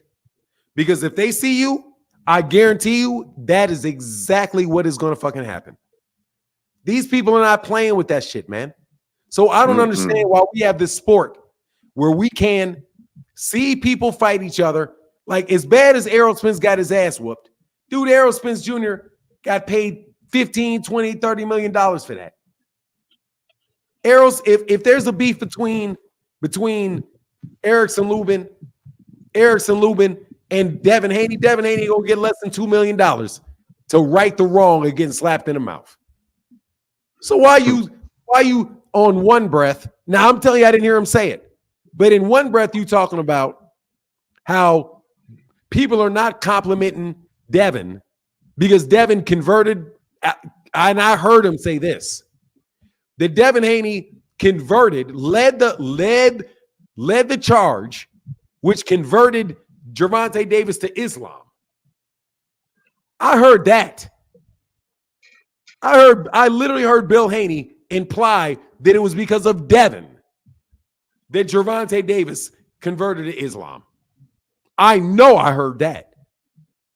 But then at the same time, then go say that if somebody would have been in a confrontation with his professional fighting son who trains full-time in a boxing ring, if they would have slapped him, he would have shot him. Dog, come on, man. and yeah, don't even get me started on Bill with his good line ass. You know, Bill know firsthand, you know, my disdain for him. You know, I give him his prop on his fatherhood, but the line aspect of the whole trainer, manager, promoter, just slick talker, you know, it's beneath real folk who can see through, you know, that slick shit. I mean, Bill would really, really have a tough time in my hood because everybody would see straight through him. So fuck Bill, man. Hey, man, I'm not going to say fuck Bill because I don't believe that. However, I will say, I know you do. I know you do. Me, I'm saying y'all people come and talk to me. Bro, that shit is not going to get your channel popping. I'm telling you, just stone cold, honest. Do not get suckered into that. Because dog, ain't nobody seeing that. Ain't no reasonable people gonna see that. The only people that are gonna only that shit is just him talking. And him talking is one thing. Him talking is one thing. You all trying to spread it, that's something completely different, bro. That's something completely different. Bill Haney can and does say whatever he wants to do, whatever he wants to. But when you come here and you say it, dog, man, get that. Don't let that man stick his hand up your ass and talk out your mouth like this. Make your mouth do this. Okay? Don't be dumb. Bill don't believe that. Okay? Let me be very clear. Bill Haney knows full well Devin was never Lomachenko's manager. Mandatory. He knows it. He knows full well that he ain't getting no gun to go chase down no Erickson Lubin because Erickson Lubin slapped his son. He's not doing it. Okay? He knows full well that he did not help convert Gervonta Davis to Islam. Because God dog, come on, man, please. Okay? But you guys Damn. Hey, Ray, I'll talk to you tomorrow about that, brother. That conversation is not going to go well, bro. And that's with all respect in the world. I got to get out of here, man. My voice is sore. I'm not doing any more of this. I'm taking this live stream down. I hope you saw this live stream because 5 minutes after I get out this conversation, that live stream is going to be gone. Okay? So thank you very much. It was way too much talk about gunplay, way too much talk about this type of silliness. It's not going to stay on my channel forever, brother, because I don't want anybody that supported it to have that on their record for a long period of time, bro. Okay? There's lengths at which you got to stop supporting stupidity, bro. You guys ask me a straight question and try to trap me. I know you do. Because you ask me, what do I think about Gervonta Davis going to the UK? As long as it is not Liam Cheeseman or some garbage-ass fighter who he's going to roll through, I don't mind that he goes over there. But I want to see him fight somebody that is a legitimate challenger. I do. If it's just a money grab, I'll call it a money grab, period. I'll call it one. I'm not going to say, oh, I think, God, who is it? Yeah, I think Josh Warrington. I think, I'll wait for him for an hour. I believe that Josh Warrington moving up to from 126 to 135 for a payday is a legitimate challenge for Gervonta Davis. I promise you I will not say that if he winds up doing that. Okay? If he fights Maxie Hughes, I'll say he's going to run through Maxie Hughes. No, I don't think Maxie Hughes is Frank Martin. I promise I will do that, bro. If you and I'm going to promise it regardless of whether or not you take me up on my request. The next time the Devin Haney camp says something that you know damn well ain't true, like, for example, that the Saudi Arabian prince that is worth $15 billion said that he would pay out of his pocket for a fight. As long as you don't say that's true, when I replay the tape and the guy is only worth $1.5 million, is not a never even mentioned Gervonta Davis and Devin Haney in the same sentence, the entire audience. If you promise me that you won't do that, I will not cape for Gervonta Davis in a fight in the UK against Ricky Burns coming out of retirement. Is that fair?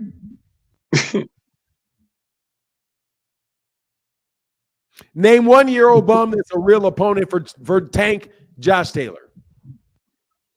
That's it. Josh Taylor is the only Euro bum that is a challenge for Tank that I can see. None of them really. Maxie Hughes is the only one that might be mildly acceptable.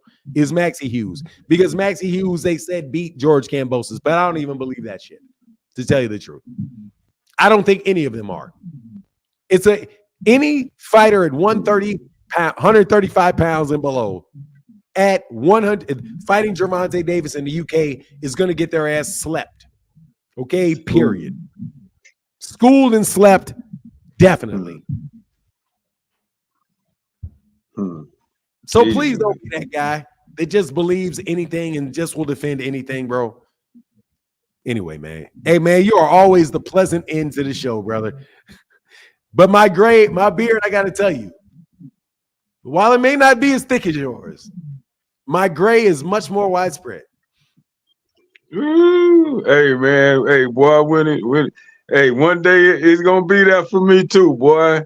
If you get on right. talk to these dudes, it will be. Hey, I'm coming. It's all good. All right, brother, get back, man. Peace, dog. All right. Yes, sir. Yes, sir. Timothy Stoudemire in that super chat, brother, says, thanks for being one of the realest to do it in these YouTube streets, for sure. Bing, what do you want to ruin the chat about, man? I'm in a good mood, man. What do you want? The prince got the government behind him. He got the PIF, the fund. He can make any fight he wants. If you see the way he's expanding all sports, he's bringing the biggest superstars to.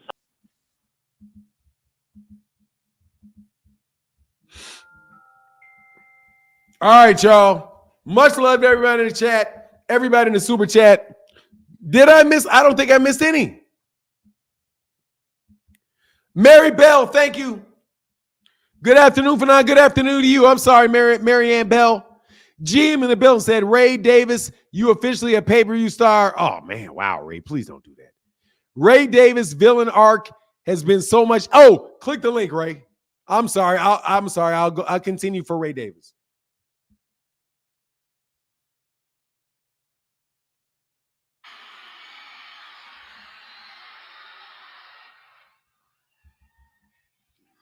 Ray, come on and redeem yourself, bro.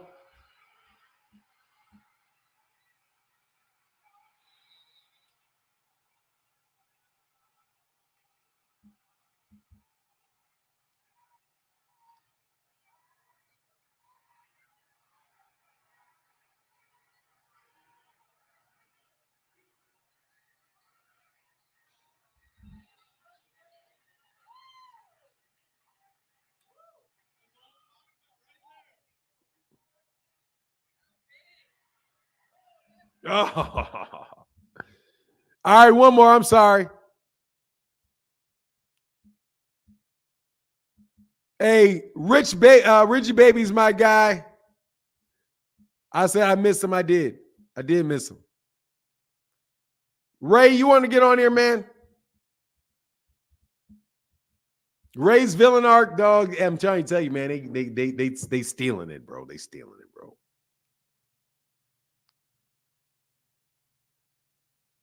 Oh, Fernand, he got a battery recharge. Ray Davis's villain arc. Oh, yes. Let me tell you about Ray and real quick before I get off. Let me tell you about Ray and Claymore Rain. Dog, y'all got to come out and y'all got to speak with your chest. Okay? You're not going to beat me. You're not. Okay? You're not. Trust me, it's not going to happen, brother. But that doesn't make a difference. You still got to speak with your chest. Okay? You got to make your point. You got to stand on your square, bro. Okay? Rollo looks like a buffoon every time he's on here, but he stands on his square for sure. You got to have a definitive point, and you got to make it. He said that man went from neutral. What's up, Patrick Bell? To straight Hanos clan. No, he's not neutral. No, he's never been neutral. They try to go they try to get me to be nice. Dog, it's never going to work, bro. You're going to have to come with all of that shit. You got to thump your chest and come with it. That's the only way it's going to work, bro. But it's never going to work. Man, I can't even. Hey, look, Claymore Rain and Ray Davis. If I say to them, what do you want to talk about? They'll say nothing. They'll say nothing. For now, you got nerves of steel. Hey, man, these guys be trying to come with it, bro. Oh, I get death threats. Just so you know, I do get death threats. Just so you know, I get death threats. But you're going to have to shoot me.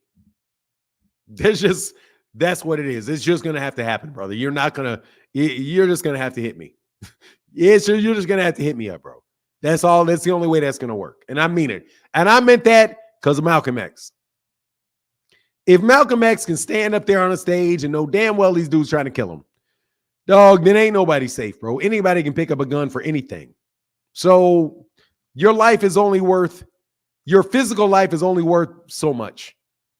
But I happen to believe in the greater consciousness and believe that, dog, if it was that serious, there's no way you could get it. You know what I mean? He said that ain't a square, it's a parallelogram. All right, so Claymore is not coming back. Ray Davis ain't coming back, and I'm out of here. I got 10 more seconds, so I can make it right at around 3 hours. You know what I mean? For real, man. Come on, man. You're gonna have to do it. That's what you're just gonna have to do it. I've resigned to that. Oh man, that shit disappoints me, bro.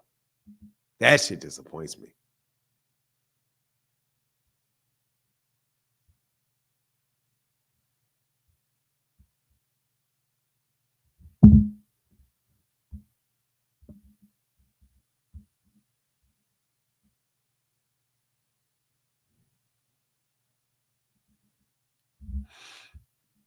Anyway,